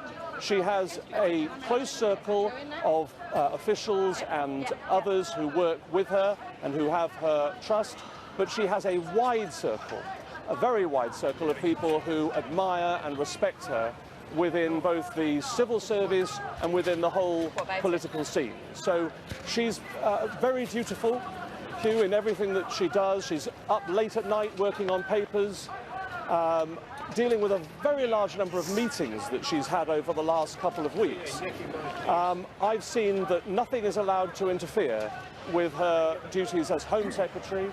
Papers have been going in, files have been going in to be signed, and meetings have had to take place. Nothing is allowed to interfere with her duty, and she's someone who takes her responsibilities very seriously indeed. Michael Ellis, as ever, good to talk to you, and thank you so much for joining us. Michael Ellis, there, the Parliamentary Private Secretary to Theresa May. Well, who knows what role he might have in the new setup here in Downing Street and indeed across Whitehall. So these are the images of Buckingham Palace this afternoon, because this is where Theresa May has just arrived in the last 10 minutes or so for that audience with Her Majesty the Queen, where she will be invited to form the next government after David Cameron's departure. We heard from Mr Cameron a short while ago in Downing Street, setting out what he saw as the main achievements of his government over the past 6 years. And of course, overshadowing everything, the circumstances of his departure, which were ones that he would never, ever have wished upon himself, or indeed, I suspect, from his point of view, on the country, because he made his view very plain on the outcome of the referendum itself, though, of course, he accepted the democratic verdict of the British people. Let's stay on the images while the audience is going on, and we'll see Mrs May emerging shortly to come back to Downing Street to make that statement. Laura Kuenssberg, our political editor, has now joined me here in Downing Street. And Laura, first of all, before we see Mrs May emerging here, a thought on Mr Cameron's final message in Downing Street. Well, you know, Hugh, what I thought listening to him more than anything else actually is just these are these big moments when we remember that politicians are human beings. They're human beings, out bringing his children out for the first time to see the world's press in the same way that Gordon Brown did back in 2010. And you could tell his voice slightly cracking with moments. You know, politics is a hard life. People volunteer for it, but it is a difficult job. It puts awful pressure on people. And you could see that on the faces of his children and the faces of his wife. And that was an extraordinary moment. But in terms of his political legacy, very clear what he wanted to highlight. Equal marriage, something very controversial in the Tory party, but that has changed things for many, many people. Other achievements, sorting out 2/3 of the deficit, the economy always at the heart. Not their original ambition, but what they would say is significant progress. And I think he did want to delineate those things he feels are achievements, of course, before other people write his legacy for him. Of course, as they're busily doing in any case. As they're busily doing, as we've all been talking about for the last 10 days or so. When we see Mrs May emerge in a short while, and then she'll make her statement here, we're expecting her to address the British people. What are the themes that you expect her to be underlining? Well, here's the big interesting thing. Theresa May is no stranger to high office. She's been Home Secretary for 6 years. People know who she is, they know what she does. They don't know very much about her, and they don't necessarily know what she's going to do. So this is going to be her first big national introduction. Now, everything we've heard from her since this all began, only a couple of short weeks ago, has been about trying to bring people together, both the Conservative Party but also the country. And time and again she said under her the government will be a government that represents everybody. Now that sounds something that's very lofty, very, very difficult to achieve, particularly in a time when, you know, there's still going to be extreme pressure on government budgets, and more than anything else, her government will still have a majority of only 12.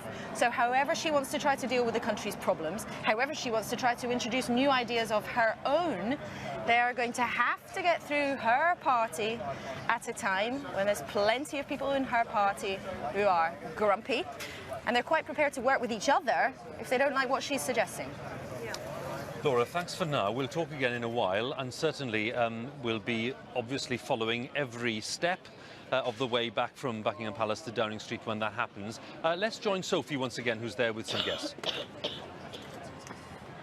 Yes, there was applause as Theresa May and her husband Philip May swept in through the gates here at Buckingham Palace just over 10 minutes ago. We've noticed already that the black vehicle she arrived in seems to have been changed for a prime ministerial vehicle, which is sitting outside in the quadrangle there in the palace, waiting to whisk her back down the Mall to Downing Street. And Nick Witchell, it was an extremely efficient changeover. The Camerons, they missed them by seconds. It was almost 2 split seconds, wasn't it, actually? They almost collided with each other outside the south centre gate of the palace. One sensed that Mrs May's driver was going as slowly as possible coming up Birdcage Walk. Did you notice that she, as Home Secretary, as she was then, has only the one police outrider guiding her up to Buckingham Palace and in, as we saw with her husband, as you mentioned, into the audience room where they now are. One must imagine that by now she has been appointed Prime Minister. They have been in there. They arrived at 5:25, so these are images of them arriving then.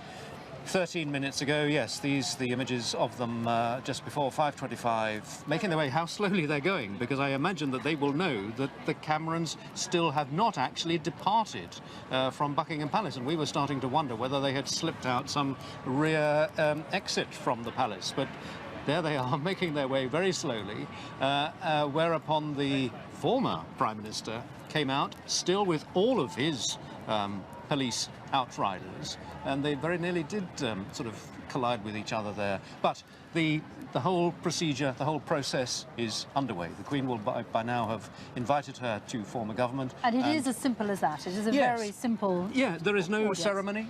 There are no seals, there's no kissing of hands. The Queen will simply have asked, are you in a position to form a government, by which is recognising the criteria of the Prime Minister, that it must be someone who commands the confidence of the House of Commons. And if that person's answer is affirmative, then the Queen will invite that person to form a government. And clearly, Theresa May, as the leader of the largest party, the Conservative Party, is in a position to form a government. And so one would imagine that Mr May will now have been invited into the audience room, and this whole process of the Queen getting to know Theresa May rather better than she has had an opportunity to do whilst she has been Home Secretary will be underway. They don't know each other terribly well. As Home Secretary, clearly there have been meetings. They have met at lunch quite recently after Privy Councils at Windsor Castle. But as Home Secretary, she will not have known the Queen terribly well. With me here as well as Vernon Bogdanor, Professor of Government at King's College London. This, presumably for Theresa May, it's a huge moment for the country, but for her, of course, personally a huge moment too. But this is the moment that she will really know that she is stepping up, that she is now leader. She is in charge of this country, and presumably you can never prepare yourself for that. Absolutely. However effective you have been as a departmental minister, let me just show you, before, sorry to interrupt you, because we have got, there you are, Theresa May. The first image that we have, Theresa May curtsying to the Queen, presumably shortly after she was asked to be the next Prime Minister of this country. But as I say, a huge moment for her as well, stepping up. well, I was about to say that However much you think you're prepared for it, you can never be really prepared for it, however successful a departmental minister you have been, because as Prime Minister you have to deal with a whole range of issues, some of which you won't have been acquainted with before. In Theresa May's case, she's never held an economic portfolio, either in government or in opposition, and although she's had some connection with the European Union as Home Secretary, she hasn't had a foreign affairs position either. Now these, of course, are the key issues of modern government, so there's no way really to predict how well a Prime Minister will do until she's actually started the job. Well, let's go back now to Downing Street because Hugh is there, and that is obviously where Theresa May will be heading shortly after she leaves the palace. Sophie, thanks very much, and Laura Kuenssberg still with me, and let's just stay on this image for a while, Laura, because this is the most powerful statement we've had so far today, and before Mrs May turns up in Downing Street, this is the moment Theresa May becomes the new Prime Minister. Indeed, that's the image that tells us the deed is done. The Queen has extended her formal offer, her request to Theresa May to become the country's political leader. She has accepted. She has knelt and, one would assume, done the kissing of hands ceremony that politicians have to indulge in at these kinds of audiences, and this is an image that will go around the world. We'll see it time and time and time and again for years to come.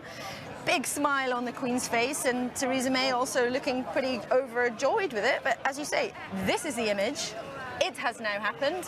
Theresa May is now the Prime Minister. And just to underline one remarkable fact, we mentioned it earlier today, but Mrs May is the 13th Prime Minister of the Queen's reign. She wasn't born.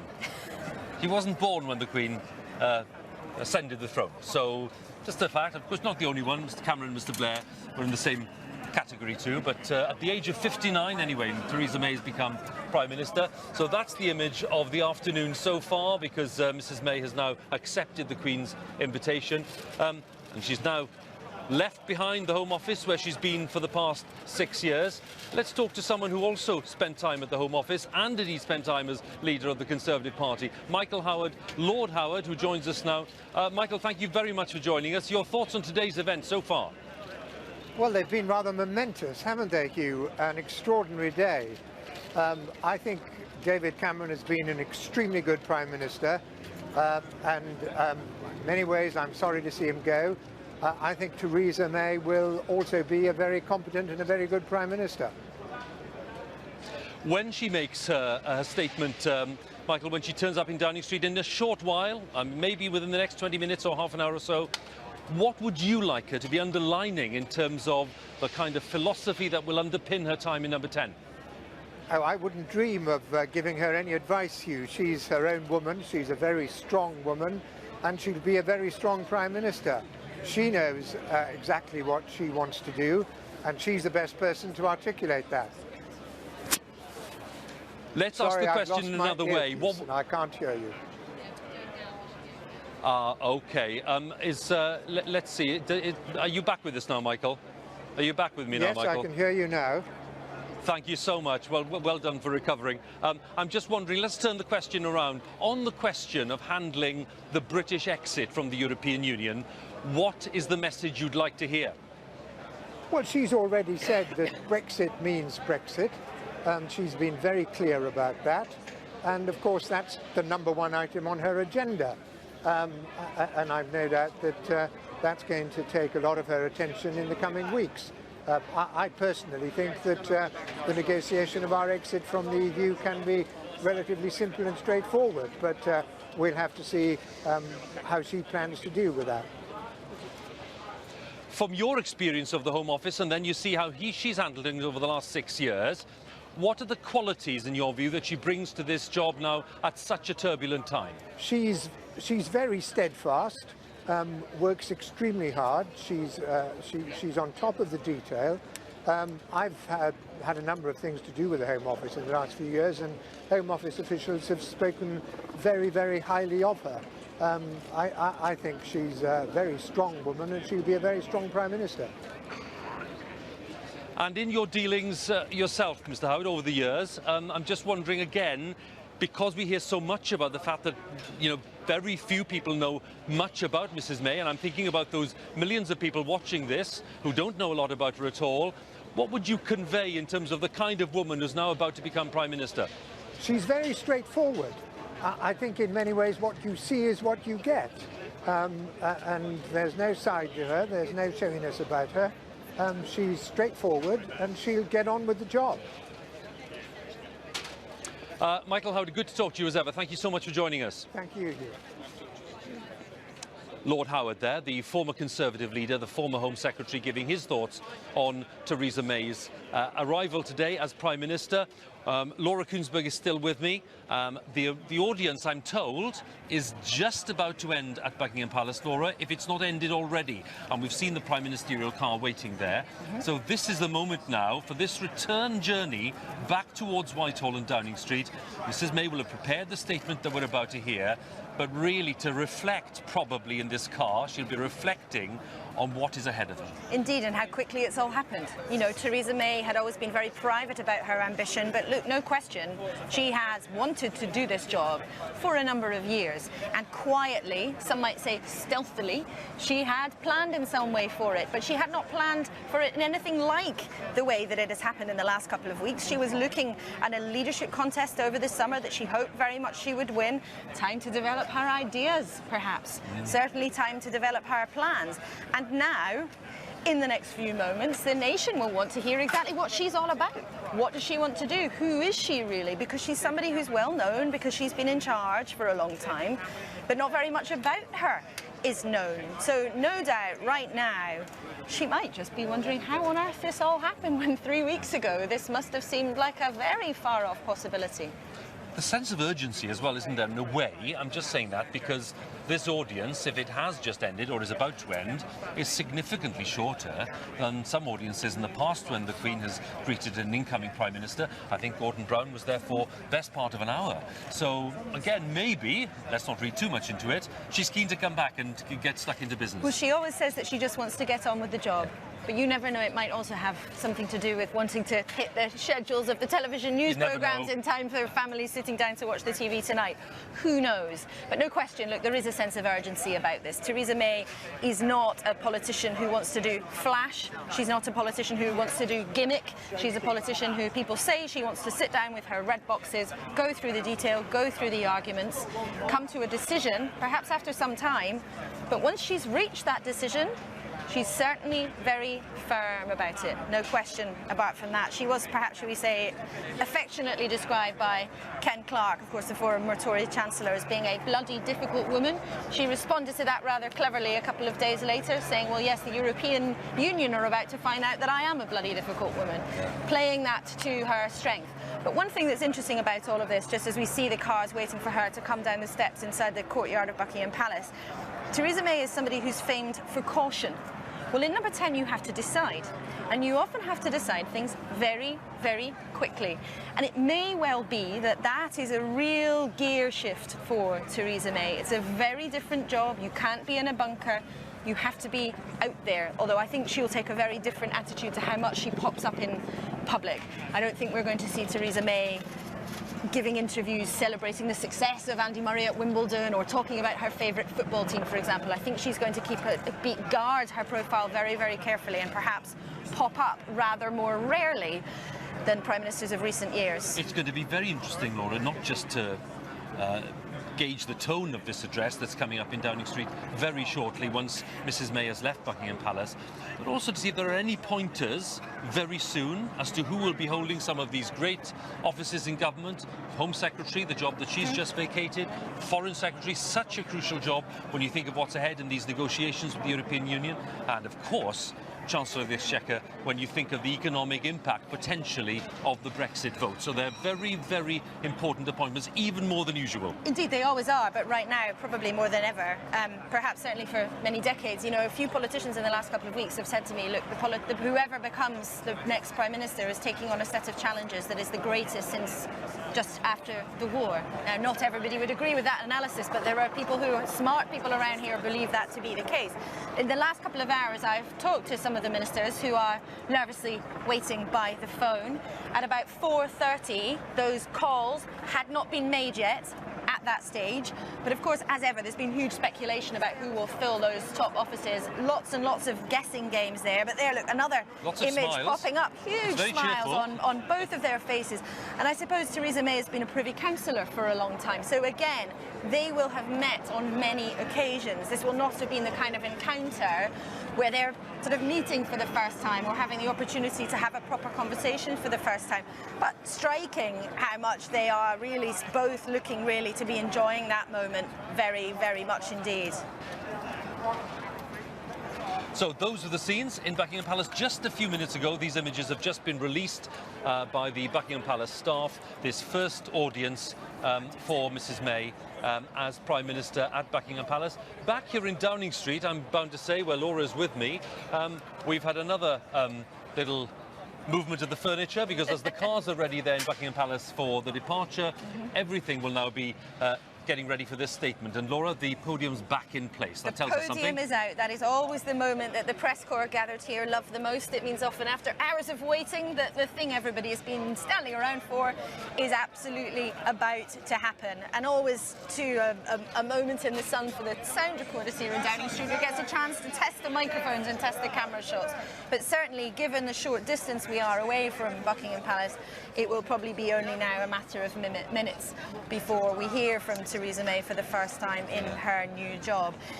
What I don't think we'll hear is announcements of who are going to be part of her top team, but we do expect that by later this evening we all have an idea of certainly the main jobs. Although, who knows, she may well surprise us and give us some of the details when she speaks this afternoon, but that would be extremely unusual. This moment is about her introduction to voters who, don't forget, haven't chosen her. Tory MPs expressed a very clear preference. Tory members didn't even vote on it because others dropped out of the race, but the general public have not had a chance to have their say on Theresa May as Prime Minister. That may well be in her mind this afternoon. So this is the scene at Buckingham Palace, and the Prime Minister's car is ready to leave, and by Prime Minister I mean Theresa May, not David Cameron. He's resigned in the past half hour. The Queen's accepted his resignation, and she's now invited Theresa May to form the next government, and Mrs May has accepted. The Palace has formally confirmed that, and the Prime Minister's official car is now ready to leave. Mrs May, we expect to emerge from Buckingham Palace within the next minute or so, because everything is now ready here in Downing Street for the new Prime Minister's arrival and for the statement to be made in Downing Street before Mrs May goes into number 10 to start the business of running this government. The audience took place within the past 20 minutes or so. Lots of smiles. The Queen listening to what Mrs May had to say. Mrs May accepting the invitation from Her Majesty to form this government. The 13th Prime Minister, by the way, of the Queen's reign, starting with Sir Winston Churchill back in 1951 when the Queen came to the throne, followed by Sir Anthony Eden and then Harold Macmillan, Sir Alec Douglas-Hume, who was there for less than a year, Harold Wilson, Edward Heath, Harold Wilson again, and then James Callaghan, who came in 1976, followed of course by Margaret Thatcher in 1979, and then John Major, and then Tony Blair, and then Gordon Brown, and then David Cameron, who has resigned today. So there you have the run of Prime Ministers of the Queen's reign. So, as we expect Mrs May's departure from Buckingham Palace, let's join Sophie once again. Yes, we are still waiting.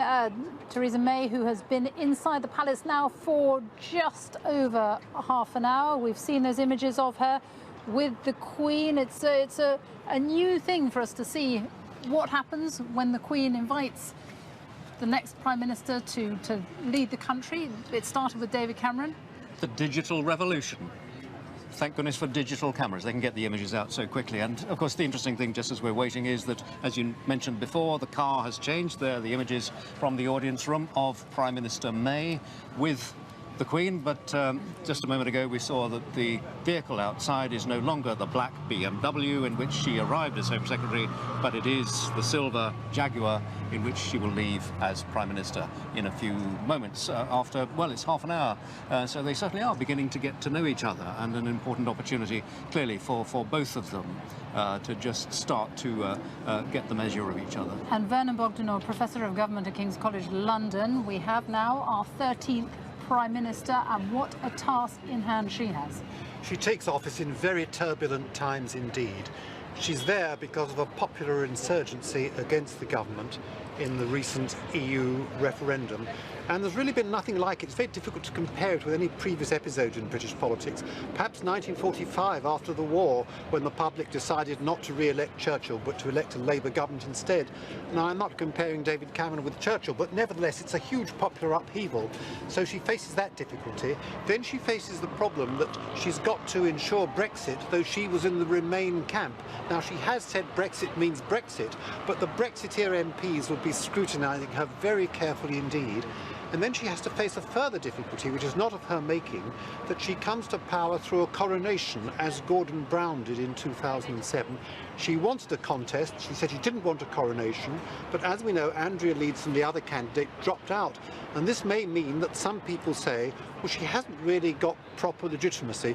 Perhaps she ought to call a general election to find out what the people think, because we now know as a result of the referendum that what happens outside Parliament is as important as what happens inside. And now there we are, the new Prime Minister. The first time we have seen Theresa May as Prime Minister of the United Kingdom, stepping into the car alongside her husband, Philip May, and being driven out of the quadrangle at Buckingham Palace. Just over half an hour she spent with the Queen. A moment of history as she passes there onto the forecourt here at Buckingham Palace in front of a rather small crowd, it has to be said, but there was applause when she swept in, and no doubt there will be applause as she leaves this palace in the next few seconds. And of course, after the pleasantries with the Queen, a certain amount of business, I'm sure, was discussed, very much straight down to work. Now, I'm just waiting for the statement from Buckingham Palace, which I'm sure that they will be issuing within the next few moments, just confirming the events that we know have taken place there. But the Prime Ministerial motorcade making its way now down the Mall. And it's making its way back down the Mall, the route which David Cameron took when he arrived here at Buckingham Palace, and we do now have a statement from the palace. The Queen received in audience the Right Honourable Theresa May MP this evening and requested her to form a new administration. The Right Honourable Theresa May accepted Her Majesty's offer and kissed hands upon her appointment as Prime Minister and First Lord of the Treasury. Well, Theresa May, new Prime Minister, heads down the Mall towards Downing Street, so let's go straight there. Hugh Edwards. The new Prime Minister making her way along the Mall, down towards Admiralty Arch, and along to Downing Street, where there's a vast crowd of the world's media waiting to put on record her transition from Home Secretary to Prime Minister. Laura Kuenssberg still with me, and this is the moment, Laura, where you just wonder what the thoughts are in that prime ministerial car. Indeed, what is she saying to Philip May, her husband, in that car? What are they talking about? What are they wondering about? One thing that's worth putting is that she has got at least 3.5 years, she says, if there's not a general election until 2020. Of course, the law changed under the coalition to have the Fixed Parliaments Act. She sees this, those close to her tell me, as her opportunity for it to be a Theresa May administration. David Cameron might have won the election, but she now has the bulk of the time to do with it what her priorities are, what she decides to do. And I think we are going to see this tension. She wants to provide continuity. She's all about stability, safe pair of hands. But at the same time, a huge political opportunity, 3.5 years, to stamp her mark on government, to stamp her mark on the country, and that might give us some clues in the reshuffle. You know, there have been suggestions that it will be very much steady as she goes, a lot of people might stay in their jobs. Certainly, some people will stay in the same positions. But I think at the very top of government, some of the big names will be shipped out, and she will be very keen to say this is her administration. This is not some substitute for things gone wrong when David Cameron lost his gamble on the referendum. Prime Minister's cavalcade rapidly approaching the turning for Downing Street. They're on Whitehall at the moment, passing the old agriculture building, passing the Wales office and the Scotland office, and getting ready to turn right, as it will be for them, into Downing Street itself. The gates have been opened. There's a crowd outside wanting to see this historic event. And Theresa May is within seconds of entering Downing Street as the new Prime Minister of the United Kingdom. Past the Cabinet Office, where so much of the workings of government take place. And there we have the crowd on the corner. And we can see the outriders entering Downing Street right now as the new Prime Minister sweeps into Downing Street.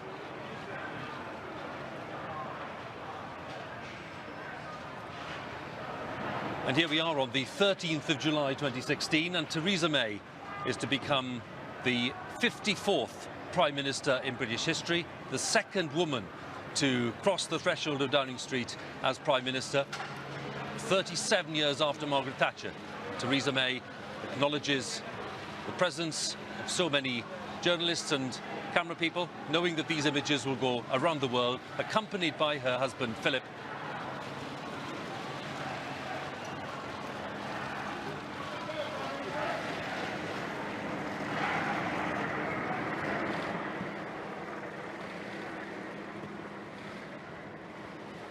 I have just been to Buckingham Palace, where Her Majesty the Queen has asked me to form a new government, and I accepted. In David Cameron, I follow in the footsteps of a great modern Prime Minister. Under David's leadership, the government stabilised the economy, reduced the budget deficit, and helped more people into work than ever before. But David's true legacy is not about the economy, but about social justice. From the introduction of same-sex marriage to taking people on low wages out of income tax altogether, David Cameron has led a one-nation government, and it is in that spirit that I also plan to lead. Because not everybody knows this, but the full title of my party is the Conservative and Unionist Party. And that word unionist is very important to me. It means we believe in the Union, the precious, precious bond between England, Scotland, Wales and Northern Ireland. But it means something else that is just as important. It means we believe in a union not just between the nations of the United Kingdom, but between all of our citizens, every one of us, whoever we are, and wherever we're from. That means fighting against the burning injustice that if you're born poor, you will die on average 9 years earlier than others. If you're black, you're treated more harshly by the criminal justice system than if you're white. If you're a white working class boy, you're less likely than anybody else in Britain to go to university.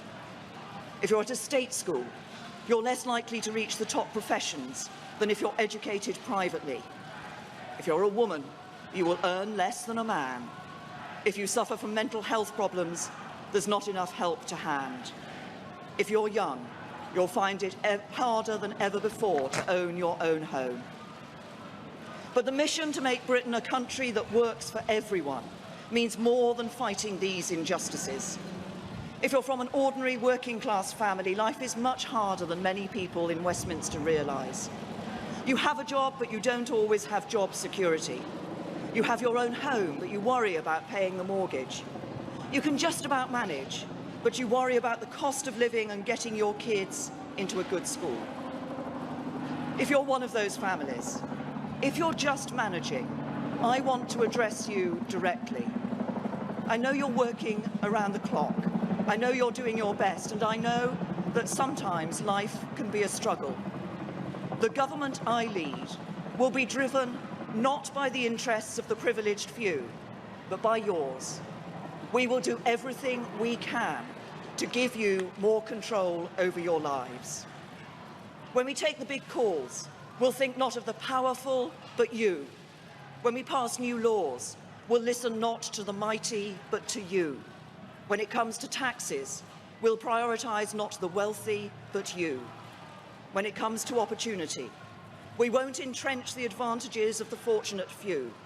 We will do everything we can to help anybody, whatever your background, to go as far as your talents will take you. We are living through an important moment in our country's history. Following the referendum, we face a time of great national change. And I know, because we're Great Britain, that we will rise to the challenge.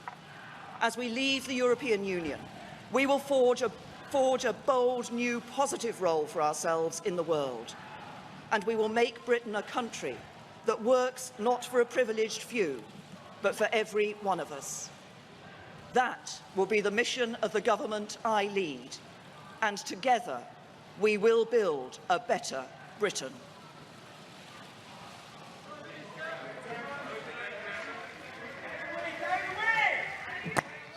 A very clear statement of intent by Theresa May, who now steps into 10 Downing Street with her husband Philip. The start of her period as Prime Minister of the United Kingdom, succeeding David Cameron at the age of 59, becoming the second female Prime Minister in British history. It is an extraordinary moment. Laura Kuenssberg is with me to reflect on this moment. Laura. Well, a very strong statement from Theresa May about her intentions as a Conservative Prime Minister, starting as she just goes into number 10, and you can probably hear just there the traditional applause from the staff inside number 10, who clap in Prime Ministers as they arrive. But a statement really of very bold intent from a Conservative Prime Minister, talking of social justice, a message she said she was sending directly to people around the country who may be just managing. Repeatedly, she directly said, "We'll think of you. I'm thinking of you." This was not something from a traditional Conservative, she praised. Not at all. Not at all. It was almost a speech that could have been delivered by a very modernising Prime Minister from a very different party. Yes. Perhaps, maybe deliberately, maybe not, but there were phrases in there, sentiments in there that could have been delivered in a different era by Tony Blair. That idea that if you work hard, we will look after you. Very clear messages from Theresa May. And this framework that she had come up with, to use the full title of the Tory party, the Conservative and Unionist Party. Not just about the union between Scotland and England, which she spoke of very passionately, almost the first point she made. Interesting, and very interesting in itself, given what's going on with that.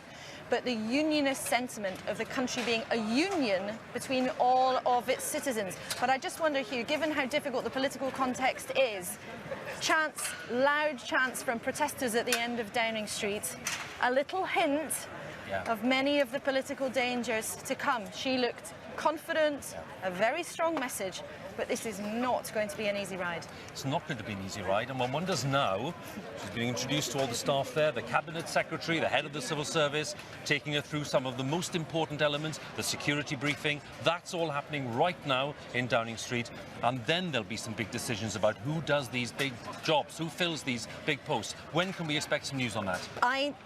I'm expecting the first big names this evening. So Foreign Secretary, Chancellor, Home Secretary, and potentially who is going to be in charge of the renegotiations of our position within the European Union. How do we leave the EU? How is that all going to work? Now, as with reshuffles, it may well not go according to plan, but that's the timetable we're expecting, with the rest of the cabinet positions being fulfilled tomorrow. Because those names will tell us a great deal about the kind of stance that she wants to take in some of these big areas. Absolutely. Very often, you know, governments are who the people are. The selection of her team will be extremely important. Now, of course, as ever, Westminster has been consumed with a guessing game about who is going to be where. The wide expectation from the second most important job, the Chancellorship, is that Philip Hammond, currently the Foreign Secretary, appears to be the most likely candidate to move in next door to number 11. Seen as another safe pair of hands? Another safe pair of hands, and one of the few politicians who's thought to be genuinely close to Theresa May. Their constituencies aren't that far from each other. They've known each other for a long time, but very much in that sort of modus operandi, I suppose. Somebody who thinks about decisions carefully, then makes them, and then sticks to them once he's made them. But from that kind of part of the Conservative Party, in the middle, but not necessarily somebody who's seen as radical or somebody who's seen as flash. But there was quite a radical note to that speech, maybe not what everybody had been expecting. Certainly not. We'll talk a bit later, but Laura, We thanks will. very much for now. Well, stay with us, because in a moment, Fiona will be here with BBC News at 6. But what an afternoon. We've had David Cameron resigning, and we've had Theresa May arriving in just the past few minutes here in Downing Street. She is now inside number 10 as Britain's new Prime Minister, with a very clear statement of intent about social justice and some of the principles that will inform her premiership. It's been quite a day, but there are very, very interesting and possibly, again, tense and challenging times ahead. I'll leave you with some of the great images of the day. Thank you for watching, and goodbye for now.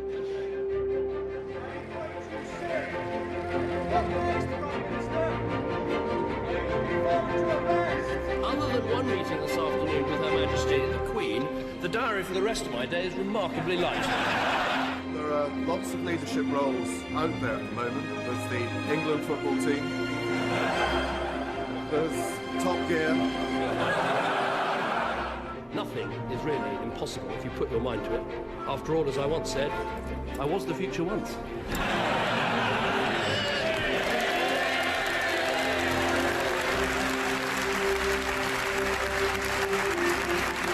It's been the greatest honour of my life to serve our country as Prime Minister over these last 6 years.